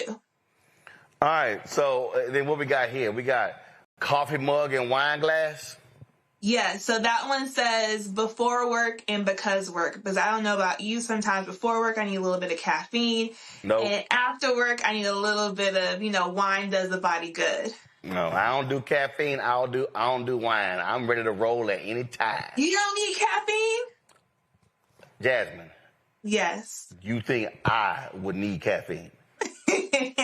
Well, I'm sure there is someone out there that gets it, and if they don't get it, there is a work bestie that would love that gift. Randy shaking her head like, hell no, he don't need no extra stuff. I don't need nothing extra. At all. All right, then. Also, so you got a crossword puzzle too? I'm sorry, not crossword puzzle. A jigsaw puzzle. So, a warm embrace. Yeah, so hand-drawn puzzle. Mm-hmm. It's going to be a cozy fall scene, 500-piece puzzle, soft touch finishing, something for you and your family to do. After work on the cozy weekend where you get to put the pieces together, calm your mind down. And finally, something with a brother on it. We got some playing cards. So we got right here some playing cards as well. Yeah, so it's a set of 2 cards, perfect for the upcoming Friendsgiving, Thanksgiving season when you and your people are going to get together, play some cards. I know you play spades. Do you play spades? Oh, hell yes, I play spades. Okay, so I'm hashtag team whip that ass. So have you ever played spades with cards that have black and brown jokers, jacks, face cards? Like, you haven't seen these before. So these are going to be perfect to bring to the gathering for when you get your people together and you have to teach them a little bit of something on the spades table. Well, I got some black and gold alpha cards over there. Okay, I see you, brother. I'm an AKA. Let me see here. First of all, let me make sure that these cards are appropriate. They're appropriate for real spades players, because not everybody can play spades. Mustafa, you play spades? Yeah, I've been playing spades since I was about 10, 11 years old. All right, smart man, smart Rand. Joe had to go. Randy, you play spades? Do I play spades? From Tuskegee University. That don't mean a damn thing. That don't mean a damn thing. I done met some more bougie Negroes who don't play spades, and so I just need to. People who get to HBCUs, they all know. No, you have to survive. I know some HBCU folk who don't play spades. Let's see here. All right, Jasmine. Let's see here. Okay, I finally got this damn thing open. Let me see if they pass your test. Yeah, let me see right here. Okay, first of all, let's see here. Yep. They got to have a proper. Then when you set somebody, this is the real test right here. This is the ultimate test for if you play spades. Lick the back of the card. All right, it holds. All right, it holds. There we go. All right. So Your cards are black approved.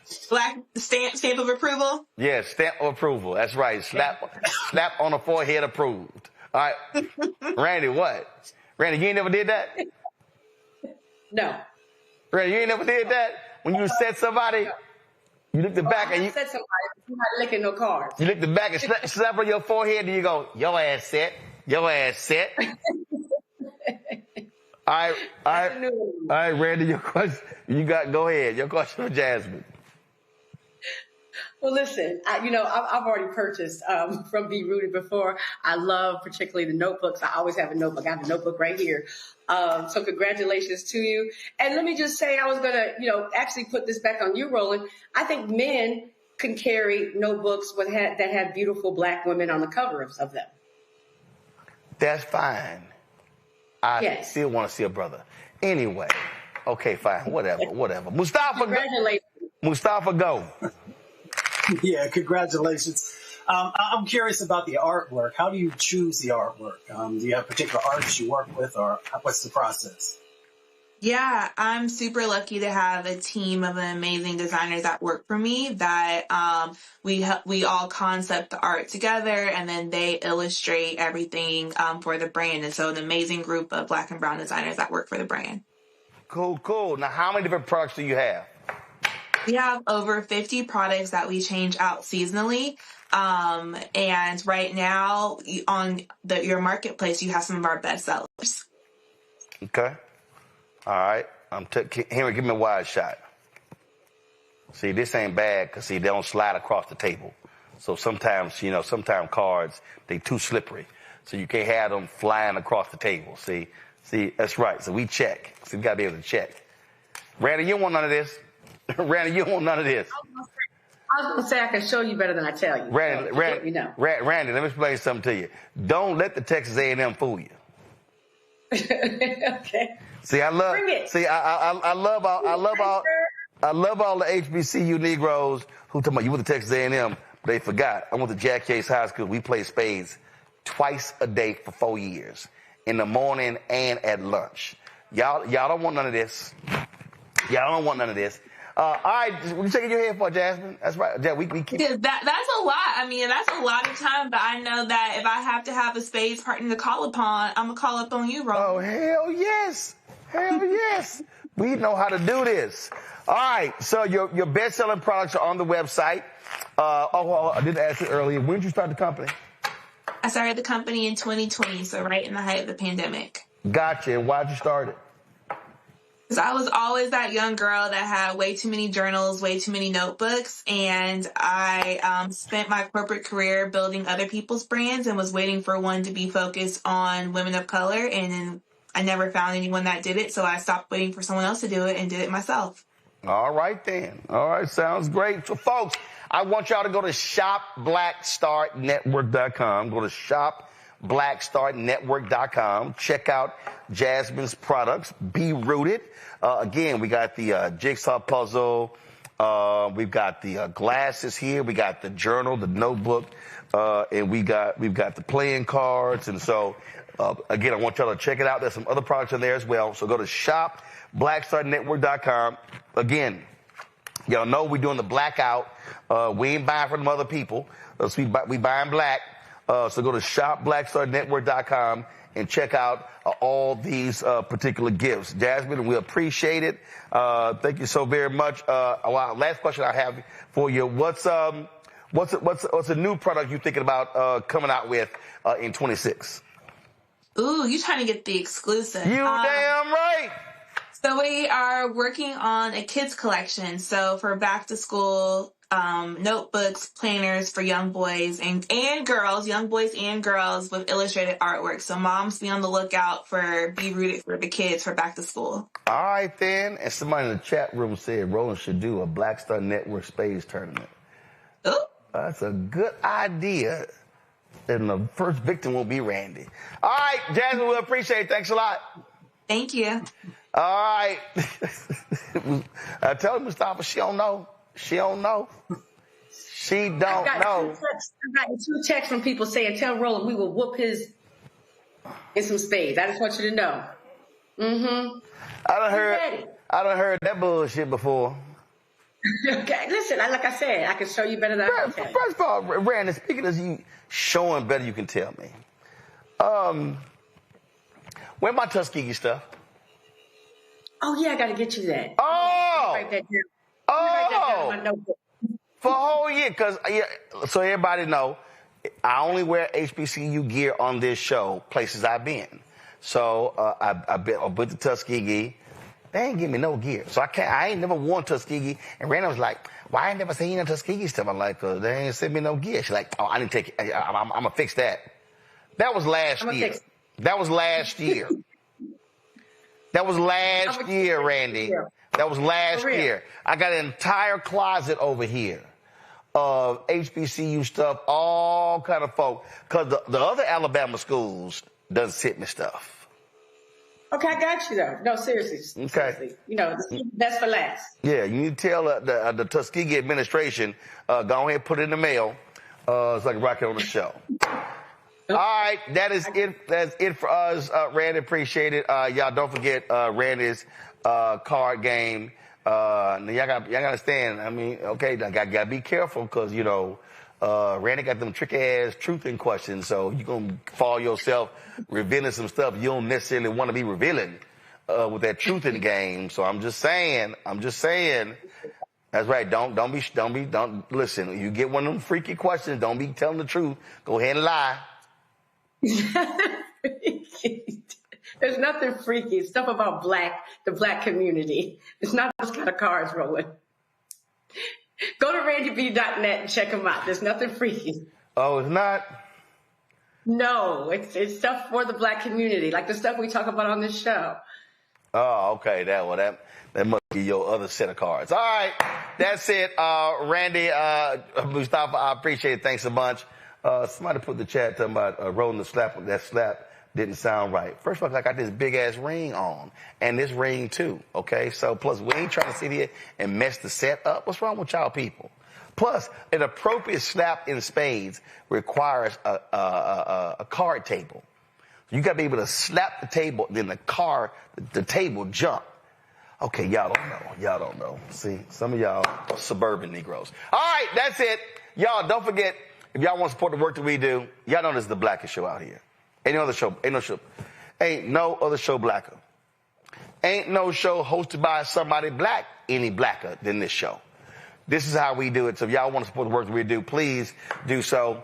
Of course, if you want to contribute via Cash App, use the Stripe QR code, bottom left-hand corner. PayPal, R. Martin Unfiltered, Venmo, RM Unfiltered, Zelle, Roland at RolandSMartin.com, Roland at RolandMartinUnfiltered.com. Check some money order, man. Turn that music down. Music too loud. Came in, you gotta ease in, you gotta slide, you gotta pop that thing up. You just can't. Come on now. Check some money order. Make it out to Roland Martin Unfiltered, P.O. Box 57196, Washington, D.C. 20037-0196. Download the Black Star Network app. Keenan, let me know how many downloads we have. Have we hit 200,000? Apple phone, Android phone, Apple TV, Android TV, Roku, Amazon Fire TV, Xbox One, Samsung Smart TV. If you want to get my book, White Fear, The Browning of America is Making White Folks Lose Their Minds, be sure to get it. Bookstores, online as well. You want to get the audio version I read on Audible, you can do that too. Also, if you want to get our Roland Martin Unfiltered Black Star Network swag, go to shopblackstarnetwork.com. Use the QR code there, man. We got our t-shirts, our hoodies, our zip-ups, wall art. We got all that. You name it, we got it. So go to shopblackstarnetwork.com. Again, Be Rooted, products right here. All of these products you see right here, black-owned products. Man, we got the nursing smocks. We got the nursing smocks right here. We got the black-owned toilet paper and tissue leafy. We got sauces. We got backpacks. Man, we got black-owned chips. We got hair. We got skin products. We got cupcakes. We got HBCU gear. We got artwork and stuffed animals. Man, we got other jigsaw puzzles. We got car cleaning solution, gym wrap. Man, we got all this stuff on shopblackstarnetwork.com. We got what's this here? What's this here? Oh yeah, this is the fragrances, the perfumes. So we got that too. Plus stuff with Be Rooted. Y'all go to shopblackstarnetwork.com. Everybody, black owned. Go there, check it out. And then of course download the app Fanbase. And if you want to invest, get more information at startengine.com/fanbase. Startengine.com/fanbase. Shout out to Morehouse College. I'm rocking their sweatshirt today. I'm gonna figure out who I'm gonna wear tomorrow on the show. And so y'all know how we represent. And again, man, shout out to Mackenzie Scott. Yo, Mackenzie Scott, y'all. She has given more than $700 million. $700 million. Just keep the camera right there. $700 million to HBCUs. I mean, it seems like every day we get a new announcement of a gift. And yo, well, I can't find my stuff.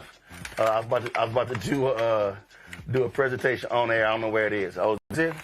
Yes, it is. Is this it? Oh, good. I found something from them. All right. Here we go, y'all. They sent me a hat. Hey, so today, Mackenzie dropped, what was it, 38 million? Congratulations, Xavier University. Billionaire philanthropist Mackenzie Scott gave $38 million today to Xavier University.